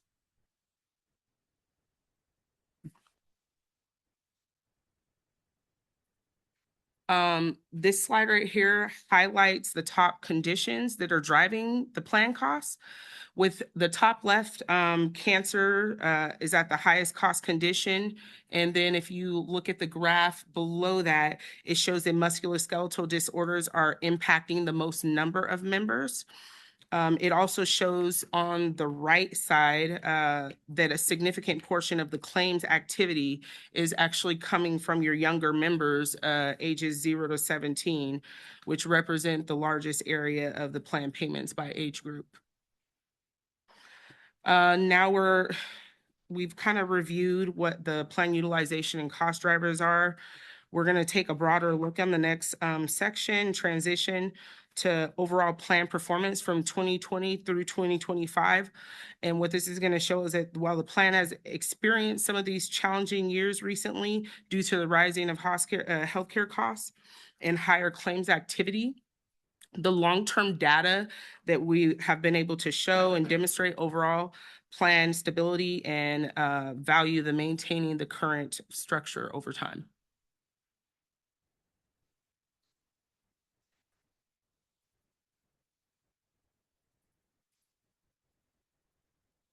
All right, we can go to the next slide, please. All right, so looking at the plan performance over the past 6 years, the overall plan spending and average cost per contract have increased over time. That was driven in part by a growing number of high-cost claims exceeding the 25,000 level, following lower cost trends earlier on in the plan. So this is the total plan payments from 2020 to 2025. You can see how the plan payments have grown significantly from 5 million in 2020 up to 14 million in 2025, with the overall cost trending as expected, but recent spikes driven by unpredictable high cost claims and increased reliance on stop loss coverage. So next questions or? Yeah, do you want questions while we're going through it or at the end? If you guys want to, questions? Yeah, Commissioner Chan, go ahead. Yeah, there's a big spike from 2023 to 2025. Yes. It's a huge double. Mm-hmm. Is that we have more people, or is that what's the main jump in there? It's kind of a combination of slightly more employees, the cost as well, just of insurance, but mainly it was just some high cost claims that we saw that started in that 2023 year. Great, so pretty unusual, right? That kind of jump. Yes. Okay. Yeah. And that's kind of what we want to show, just, at the beginning of the plan, 2020 is kind of the baseline of where we start at, but then we start to see these higher claims across the board after 2023. So on the next slide, we'll see, like, when we look at the claims above the 25,000 mark, which Miracle kind of discussed. So a small number of the members with really high cost claims are driving a big share of the plan expenses. Some of these are one-time events like car accidents that should fall off, but others are tied to ongoing conditions where the future costs are less certain. So that's kind of what we're looking at. And then when we look at the next slide is basically a breakdown of the cost by age group through those 6 years. So you can see where from 2020 to 2023, the younger members, ages 10 to 19, consistently had the lower costs, while ages 50 to 59 drove the highest spending. But in 2024, that pattern shifted as an increase in high costs and chronic, largely among the dependents, became the primary driver of the overall plan performance. Has he to be doing any like activity wise, maybe skateboarding or other stuff? The younger one. There was one of them was more of a like a car accident. Oh, But the other one was they're more health conditions, so Mhm. ongoing. That's why we're seeing consistent.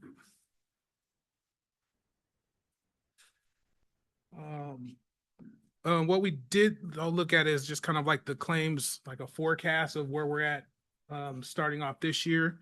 So this projection, we used the quarter 1 trends when we applied that across the full year on an annualized basis to forecast what the plan could potentially look like this year if patterns continue to, move in the same direction.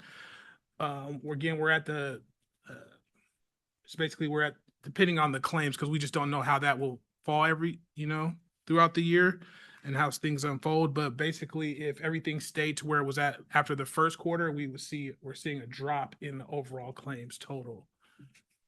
And we're definitely keeping an eye on that.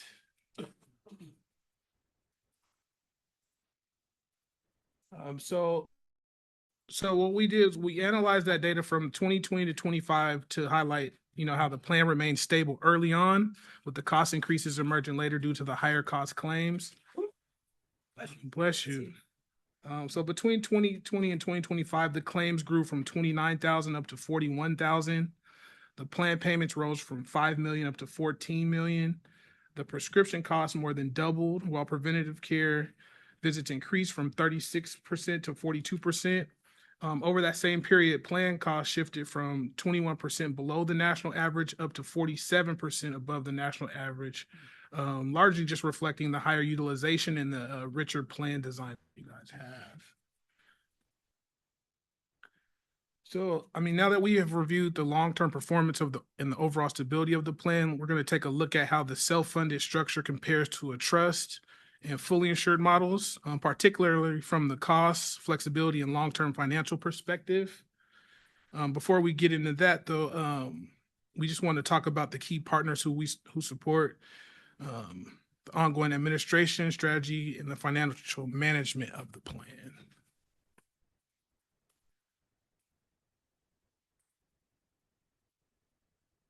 So we've already introduced ourselves as one of the key players. We're First Hill Trust, the consultant and broker. We also work with the TPA, third-party administrator, which is Health Management Administrators, HMA. You'll see that throughout the presentation. And then your stop loss carrier is commencement based. So the three of us work together with consulting, administration, and stop loss to manage the plan performance, control risk, and provide strategic support.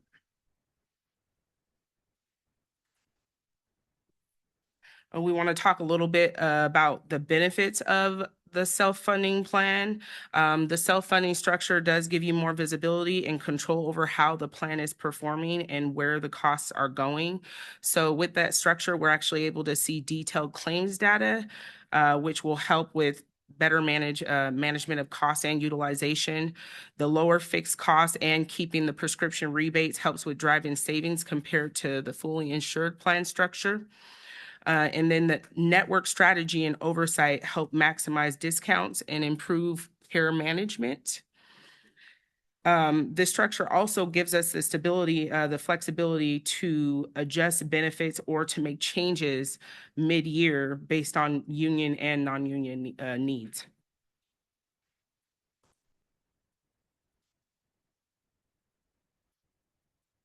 So this is probably one of the more important slides of the deck. What we're going to show here is the comparison from the self-funded plan structure to the fully insured plan structure and what that cost looks like. The 25% retention added from a fully insured carrier, and then that total fully insured equivalent cost. So even through several challenging claims years, the self-funded platform structure has continued to provide a strong longer-term financial value compared to what the fully insured structure or model would be.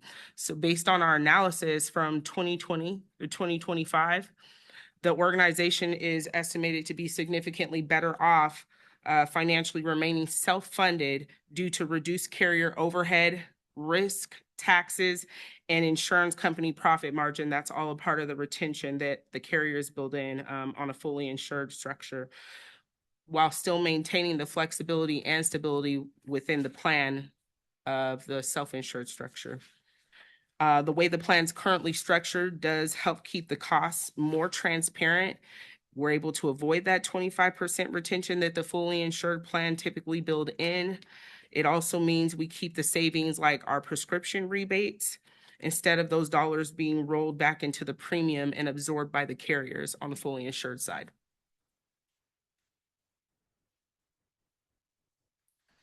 This table essentially just shows what we talked about in that first slide, but just provides a bar graph so you guys can clearly see how the cost compares.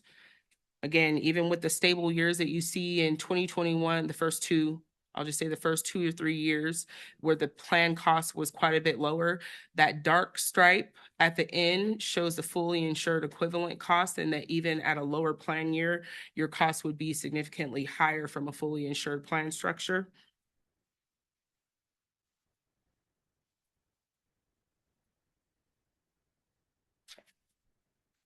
We're going to talk a little bit about the HMA model network and claims administration advantages.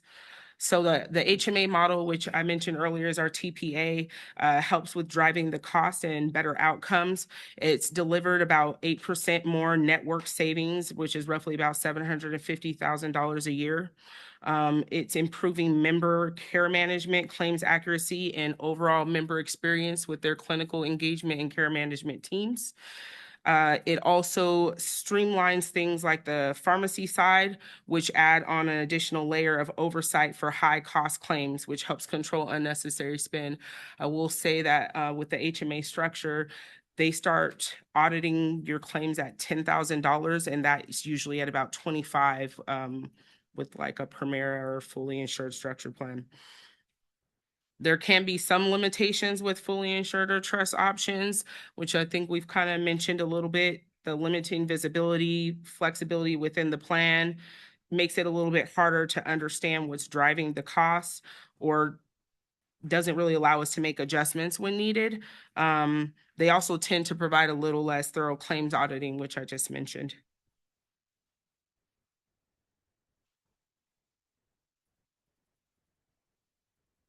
So now we just, kind of want to look at, compare the 3 different options that we have available. There's self-funding, trusts, and then fully insured plans. Brief description. Self-funding just kind of gives you more control and transparency by paying the actual claims, while trusts limit that flexibility through shared risk with all the other groups in the trust. And then fully insured plans tend to be more expensive due to the added built-in costs, which Miracle discussed. And then looking at the services that's provided by our team at First Hill Trust.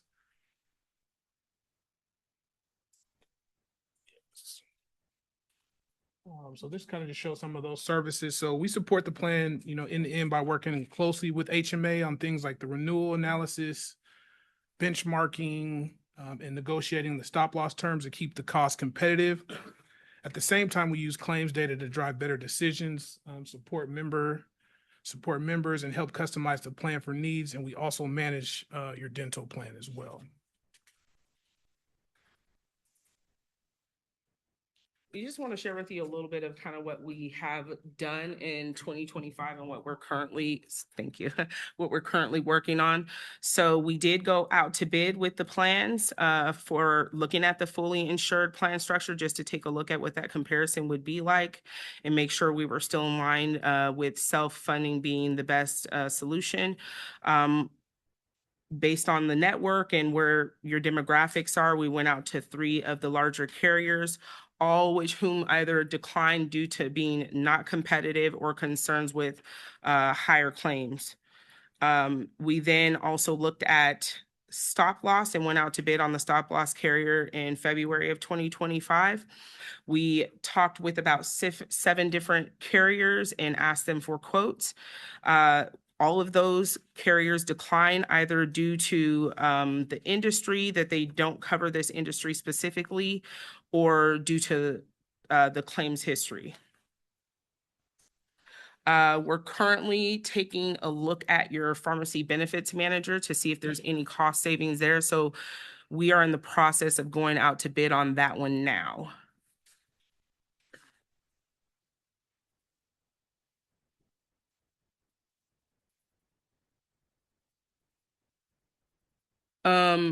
So just in summary or in closing, the plan has continued to demonstrate kind of this long-term stability and flexibility, a financial value. It may not feel like it very much right now with the high claims and through these, challenging claim years. But at the end of the day, like, one of the things we can't control are the claims. The claims are going to be the claims regardless of what structure you are on, whether that's a fully structured or self-funded basis. So the organization actually avoids many of the additional costs that come with the fully insured structure by being on the self-insured structure. The self-funding also allows for the organization to maintain that greater control over the plan design and continue exploring strategic solutions to improve long-term sustainability. And one of the things I want to leave you guys with is that Tim, who I mentioned isn't currently here today, has actually been evaluating a strategy that could move dependents into a separate plan structure, allowing dependent claims to spread across like a larger community rated pool, while still being able to maintain a high level of benefits for the members and the families. We don't have anything to show for that right now, but we're consistently just looking at ways to strategize and save money, and especially seeing that the larger cost right now that's driving the plan is on the dependent side. We're trying to figure out if there's a way to carve that out. That pretty much concludes our presentation. Thank you for having us. Ms. Gladney and Mr. Payne, thank you for the presentation. I did have a question for you about, my takeaway is that by numbers, good things are happening with preventative care and use of generic drugs. But like last year, and I believe it was also last year, it's children and these very high expense claims for conditions. But when I see over a 2-year period of time, a doubling of the amount, and I know we put millions into it at the end of last year, that's just, when I look at that, I say, oh, that's just not sustainable. Like, it's at 14 million. Is it going to double to 28 million in 2 years? And I mean, those are taxpayer dollars that I got to find to put in. And I feel like I'm not really getting anything else out of it. And I'm doubling the expense. It's like, that's just not sustainable. And then to see over a 5-6 year period of time, it's gone from 5 million to, 14, let's just call it 15 million. That's just, it's a lot for these large claims there were 40 of those large claims in 2020, and now there's 70. I just don't know how it's sustainable to continue to do that. But what I really don't know is, well, what are the options? And maybe there are no options, but it's from the fiscal side of things, it's very challenging. I don't know. Do you have any comments about that? Yeah, so one of the things that, like I said, we're going to be looking at seeing if there's a way for us to carve out dependents, so that way on this current plan, it'll be the employees and not the dependents, which are the ones that are driving most of the costs. We don't have a guarantee that that's a direction we can go, but we are looking into that. Also, with the first quarter and going into second quarter, we've been able to pull data from first quarter and up into 2 months of the second quarter that shows that the plan is trending down. So on one of the slides that we showed you, we had it annualized out, assuming that if the trend continued the way that it is right now, that things will start going back in the right direction, and is a decrease from the previous year. I know it sounds super cliche, but the claims are really truly going to be the claims. Like, we don't have any way of predicting who's going to have what condition, and the fully insured model they'll tax you on those same claims. The only thing is that you won't have the visibility of being able to know why you're having those large increases outside of maybe you have a good relationship with employees here and might know some things that are going on, but you won't have that visibility to claims on usually the trust side or on the fully insured structure. So this does allow us to know exactly where those dollars are going, what is within our control, and the things that are within our control, we kind of like tackle it. So pushing the preventative health stuff so that we are catching some of these things early on. I'm sure that the increase in those preventative measures have caught things early on, whereas some of these other claims, we went through this entire period with COVID, unfortunately, and there was a lack of healthcare. People weren't going to be seen. There were a lot of things that did not get detected early on, and we're dealing with a lot of fallout from that. Unfortunately, this is across the board with a lot of our plans, not just yours.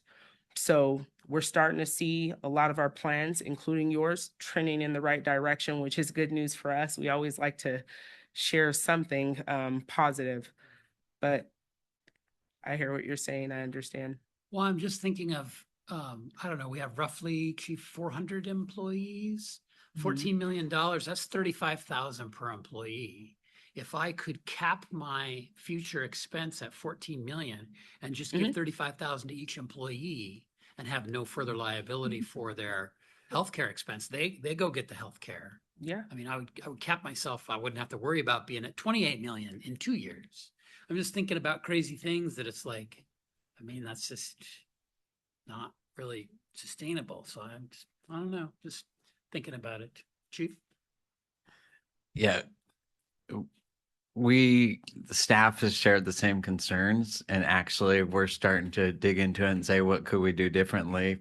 You know, what are the opportunities we haven't thought of here? So actually we're looking at that right now and seeing if what's out there maybe that we haven't thought of or hasn't been done before. And because it's our concern too. And I just want you to know we're going to dig in and kind of look at that.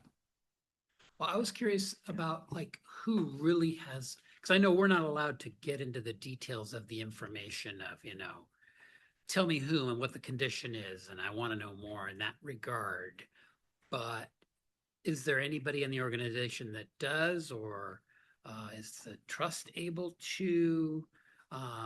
Because there are certain dynamics in healthcare where there are miracle drugs that are coming online that are able to cure or mitigate very serious conditions, and they're very, very expensive.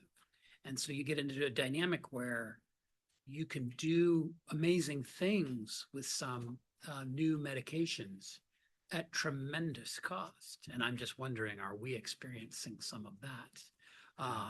And it creates an interesting dynamic where for the greater good, your costs are actually not that great, and you're dispersing that amongst a large number of people. But for a very small number, they're draining all the money, and yet but who pays the cost of that? Because it's not free. So but we're not going to get that information here. But I'm wondering, is there some place? Is the chief getting that? Are you getting that? Is there some place? Because I feel like we're trying to squeeze. We want to talk about these other areas, generic drugs, preventive treatment. That's all going great. It's those kids that are costing us all the money. So how are we going to address that, or can it not be addressed? Chair, I can don't know how to get at that. I can speak to that a little bit. We have quarterly calls with these folks and our folks from HMA, the TPA, our third party administrator for the plan. And we do go through a lot of that detail by actual the dependents or the people that are causing the high claims. And they explain to us what they're doing in terms of case management and to sort of avoid some of the costs that you're describing. It's these folks, it's the two folks from HR over here. And I know that at least Lacey and probably both of them are engaged with HMA frequently about the case management and how we manage those costs. So a lot of work is being done on that. And I recognize we can't share sort of the details with you all, but these folks do a great job of managing those aspects of it for us. And I guess based on your comments, I think the group can kind of go back and make sure that we continue to do our due diligence in that area and continue to watch those really closely and make sure we're being good stewards with the plan. So your comments don't fall on deaf ears. A lot of that work is happening. Yeah, I just think it's not just this industry. It's other industries. And I have family members that are the recipients of some of those miracle drugs. And so I appreciate that side of it. But on this side of it, I look at those dollars and I see it doubling in 2 years. I'm like, I don't know, how long is that sustainable? So Yeah, I share your concern. Commissioner Rowland was, I think, next. Then we'll go Commissioner Lawrence, Commissioner Chan. Commissioner, go ahead. One of the things a term I keep hearing is the richness of our plan.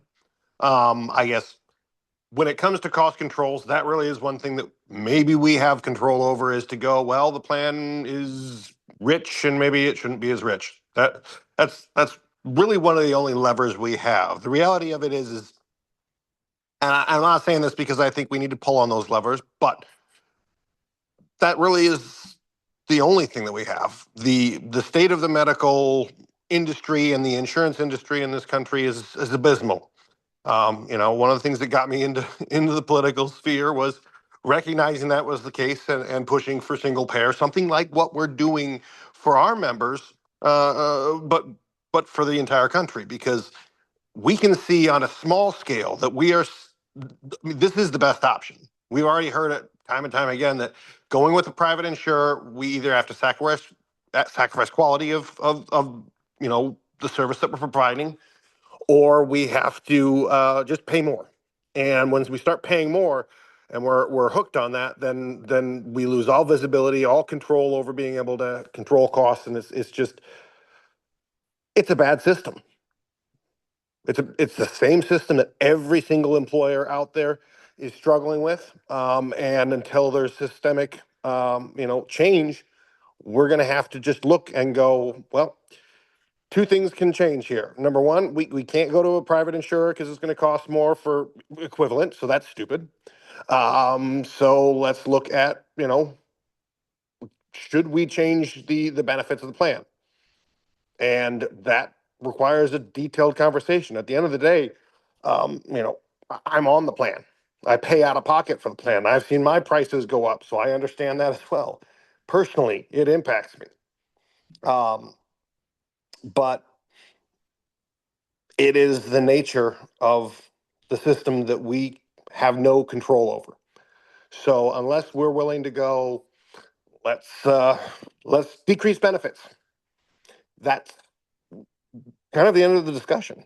Unless we're willing to do that, then we have to figure out ways to pay for these costs, these increases, the instability, knowing that any other system we seem to, have at our disposal, we'd just be paying more anyway. So I share the frustration, but I also realize we have little to no control over the real solutions that could change us for on a broader scale. So. Commissioner Lawrence. Yeah. If we took our plan that we have now and went with what we're doing and went to an insurance company for the same plan, that's going to cost a lot more than what we have now. Yes, that's correct. So, but what we're squawking about here now is this rise because we have a couple of high rollers that are jacking it up. Not just kids. What do you got against kids? So, and that may just alleviate itself. There's nothing we can do. It's going to cost more unless it's been suggested we reduce the benefits, but I'm not sure. I think that would do much compared to what the high rollers are costing us right now. And so we don't have the option. Like if there are companies that just provide health insurance to get all the healthy people together You can't even join that group unless you have healthy lifestyles, no smoking, no drinking, no fooling around. And their insurance is pretty cheap because good, but we can't do that with our, with the staff and employees and all that. So we're stuck. I only got two choices: keep on going this type of system, or go back to private insurance, an insurance company, which is going to cost us more. Right? Am I wrong in my logic? You're correct. Thank you. I like it when I'm correct. Commissioner Chan. Yeah. When you say you went out to outbid on the full cover, is that certain company do not do this population? Is that because of a fire service? Yes, that is the reason why it's the industry. The whole industry. That first stop loss, that's what we were speaking to. So there were stop loss carriers that do not cover the fire industry as a whole. There were two of them that didn't quote because they don't cover the industry. But the way I understand, I mean, in general, are people much healthier? They're working, but the risk on the no, it's actually, but also the risk, they are covered by the industrial. Well, if they get injured, they on that claim, right? Not on the health claim, right? Correct. So, but you say they're not necessarily more healthier. No. Huh. Okay, I thought we get them 2 hours of exercise and everything else. No, we're still losing members from cancer. Hmm. And Okay. that's been ongoing. And I know I'm sitting here listening to this, I'm thinking about it, and I'm thinking of the people that we've lost, friends I've lost over my career. And I know what some of these are, and I know there's people being treated for cancer. I'm sorry, it just gets me a little bit thinking about that. And Yeah. I know that there's an unfortunate accident that took place that's part of this as well. We've had a lot of tragedy in the last 2 years. I don't think it's normal, but I do know that in general, firefighters, yeah, we're going to constantly be on a curve until we can solve some of the problems of what the exposures really are. Okay. But then also they talk about the age, a car accident.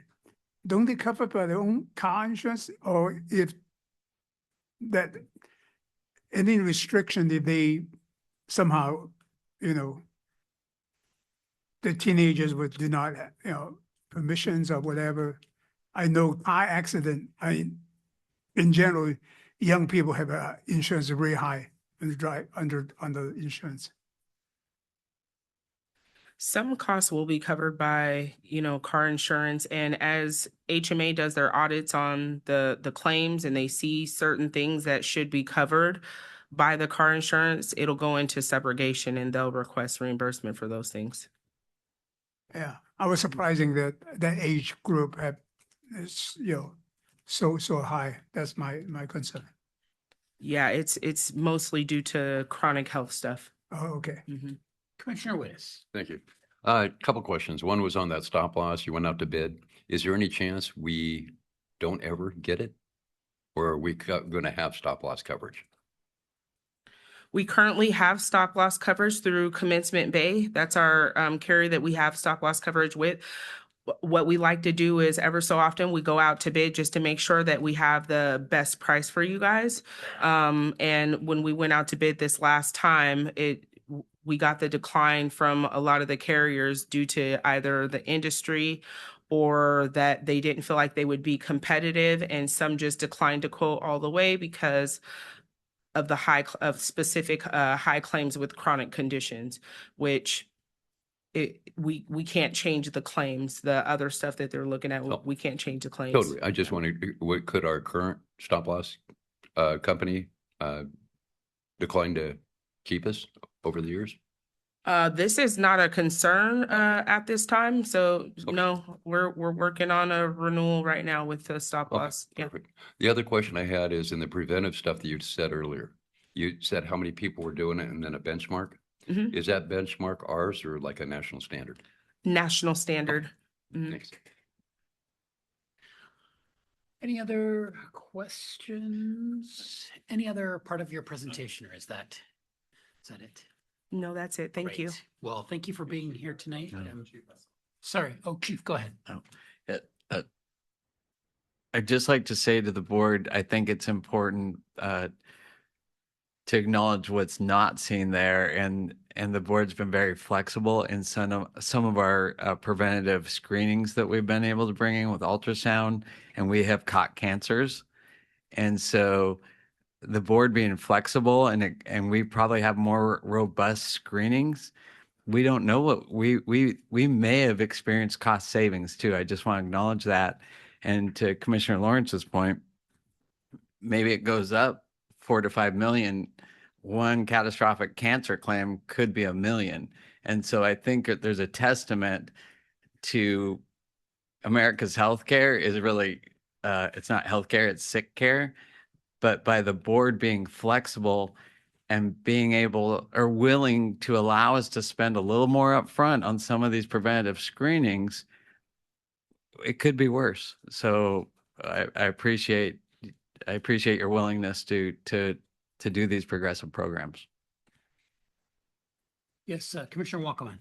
I just kind of want to piggyback off that because there is a lot of preventative things that we can do for the health of those who are sacrificing. And I just think that that's a conversation that we need to look at. Obviously, again, like 911, we can't fully quantify the fact of a call that was never made, but yet we know that with what we're doing with the CRP, there are calls that are not being made. And I think that's the kind of mindset that we need to look at for this preventative medical care. Yes, I agree that costs are concerning, but we need to do everything that we can in the preventative side to try to mitigate costs, because if we just continually to react to them or react to the cancers, it's going to exponentially increase. Unfortunately, we work in a hazardous environment. We have buildings that are have concerns with the lack of mitigating factors.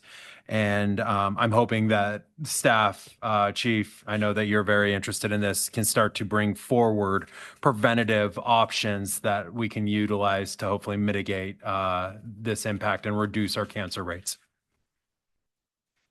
Any other questions, comments? Well, Ms. Gladney, Mr. Payne, thank you for your presentation this evening. Very informative. Thank you. All right, that moves us forward on the agenda then to item 9B, which is for discussion, the initial presentation of the proposed 2027 budget calendar with Mr. Bothwell.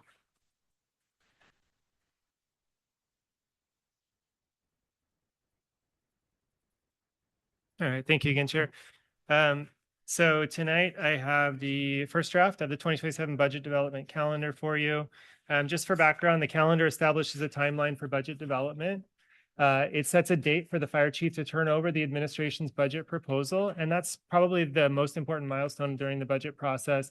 This is when the budget goes from developing the administration's proposal, we turn it over to you all, and it becomes sort of your budget. So it's the official start of the board's budget deliberations. It also ensures regulatory requirements are met. So not all of those are listed on the calendar. There's dates that we have to meet. And so we watch out for those and get those on the calendar so that we make sure that we hit all of those. And we have a policy specific to our agency that requires a calendar proposal to be presented to the board by June 30th.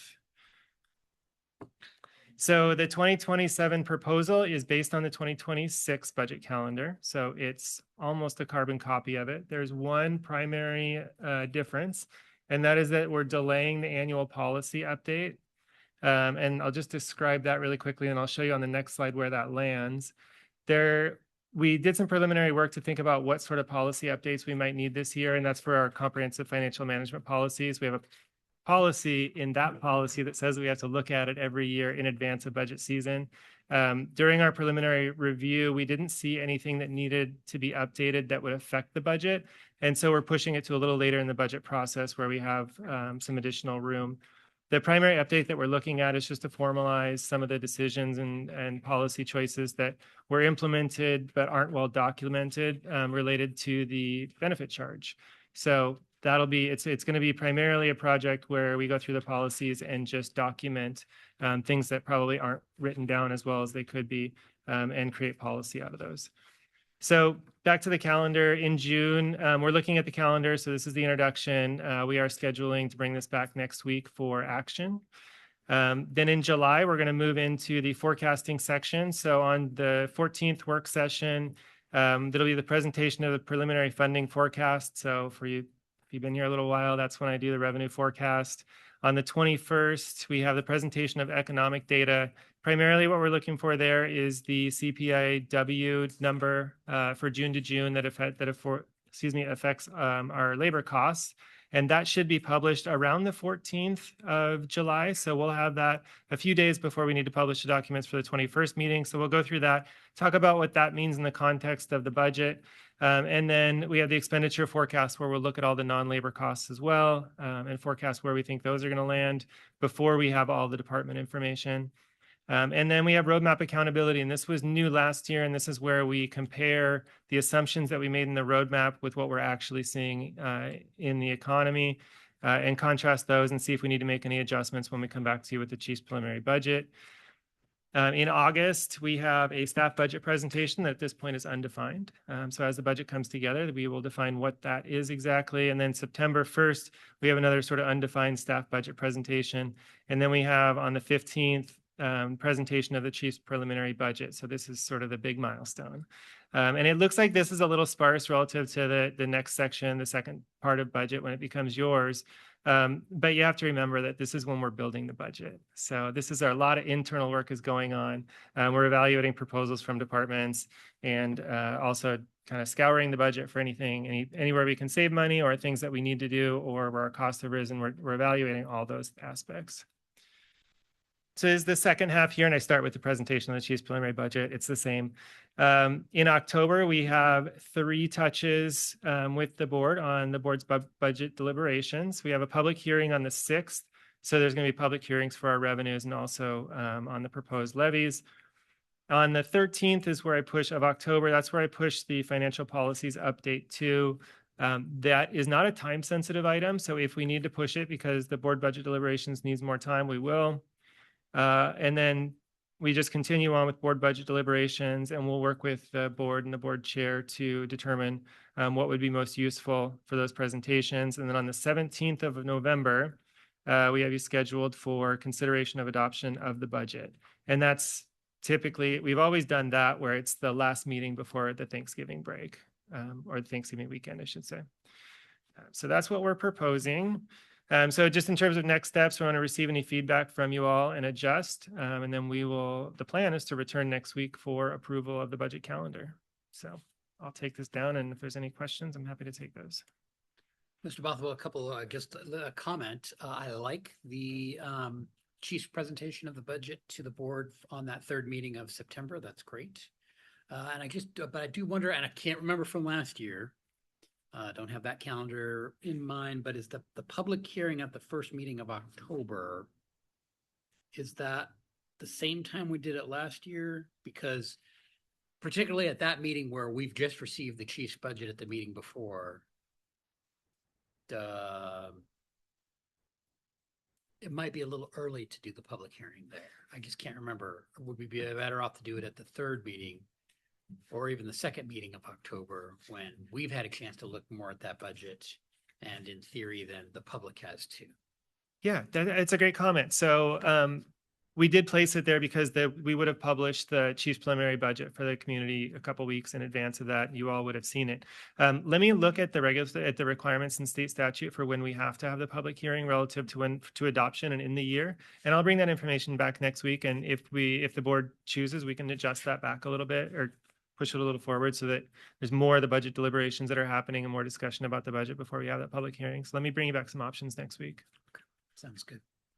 Other questions, comments on this discussion about proposed budget calendar for 2027? All right, sounds good. Thank you, Mr. Bothwell.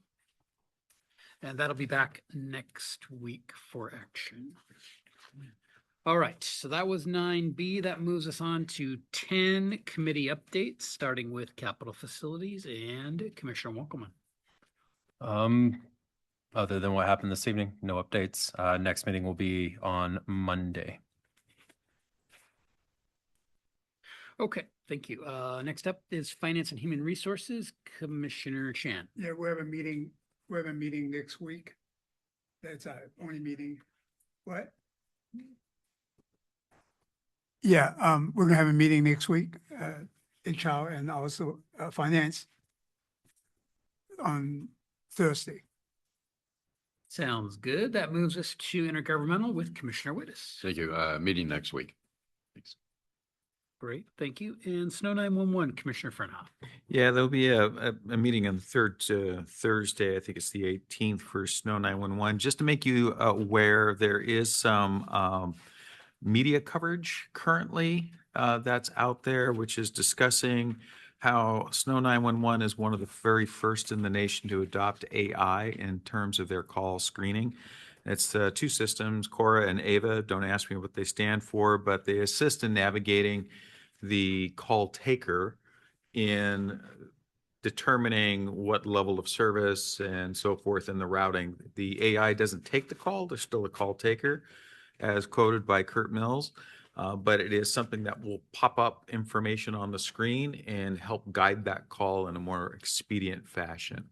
At least that's the impression I got. So just passing that along in case you turn the evening news on tonight and you see Snow 911. Very good, thank you. Let's see, that takes us to item 11, which is commissioner comments. I wanted to give just a brief update from our meeting with the city of Mukilteo last night. Commissioner Wittes and I and Chief Maxwell and many members of the staff and Commissioner Chan attended in the audience, attended that the work session and prior to us being up at the table and Chief Maxwell making his presentation, PowerPoint presentation. Everett, Chief DeMarco was there and made a presentation on behalf of the city of Everett. Then we went, the PowerPoint that you saw yesterday from Chief Maxwell is what Chief Maxwell used, and that seemed well received. I talked just a little bit about board representation and transition into being a city being annexed in and kind of that transition process, a non-voting board member. And then they had a number of questions about our about our budget, about fire benefit charge, and Commissioner Wittes answered some questions. There was part of the presentation, as you saw yesterday, but part of the questioning was about the marine unit and kind of the marine aspect, the water aspect, Puget Sound aspect of the city of Mukilteo. So seemed very positive.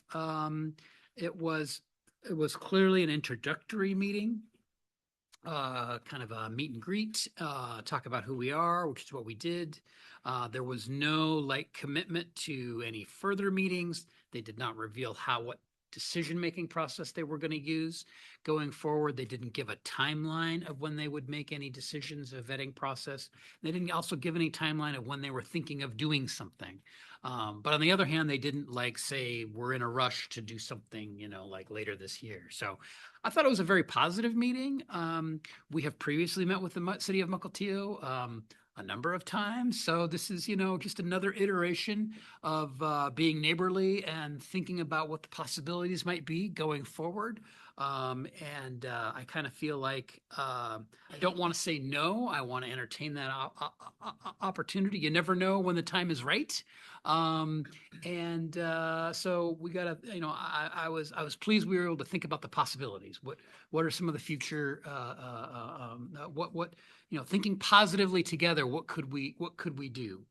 That being said, as I like to say around here, the devil's in the details. So there would be a whole lot of effort, time, meetings, other things to happen if things were to get were to progress. So none of that's prejudged, none of that's pre-decided, and everything will have to come back to the board, not only to the substance, but the process of how we do that, because we've done process in different ways. So I just want to say this is an introductory meeting. It was very positive, but maybe there's more to come and maybe there's not. I don't know. We'll kind of see how the city wants to respond And anyways, that's kind of my impression from last night's meeting, which I thought was positive, but I did want to see if Commissioner Wittes would like to say a few words about it. I think you summed him up very well.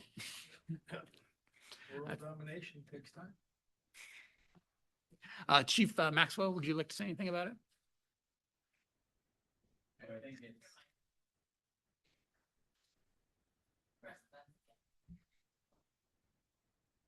Thank you. The light's on there, but yeah, I thought it was really positive. I think it's good. It's a good exercise for us to take an inventory on who we are. If anything, I think there's really good positive questions. I have to. I just want to take this opportunity to thank all the staff. I asked some of the staff to be there. I did not ask that many of the staff to be there. And I think it's just a credit to our culture and our organization. We're a team, and they showed up in force. And it was actually noticed by quite a few people outside of our organization that commented as well. So yeah, we're a good team. I'm proud of our team. I'm proud of our accomplishments, and I think we'll keep doing good stuff around here. Sounds good. And Commissioner Chan, you were also there. Do you want to say anything about it, about the meeting? I'm going to take half an hour to talk about this. No, it's a reflection of that.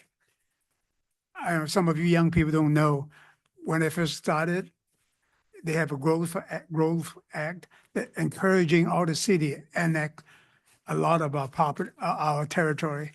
So, and yesterday I look at that, oh, now reverse now, that situation. I don't want to name all the city, but at that time, many of them want to join force together. Okay, Regional Fire Authority is not our idea. It's everybody's idea. They think we should build it together. But we have nine team, and we're the one hosting it. 20, basically free delegate. So nobody can agree on anything. So our hope was not good. We fight free annexations and everything else.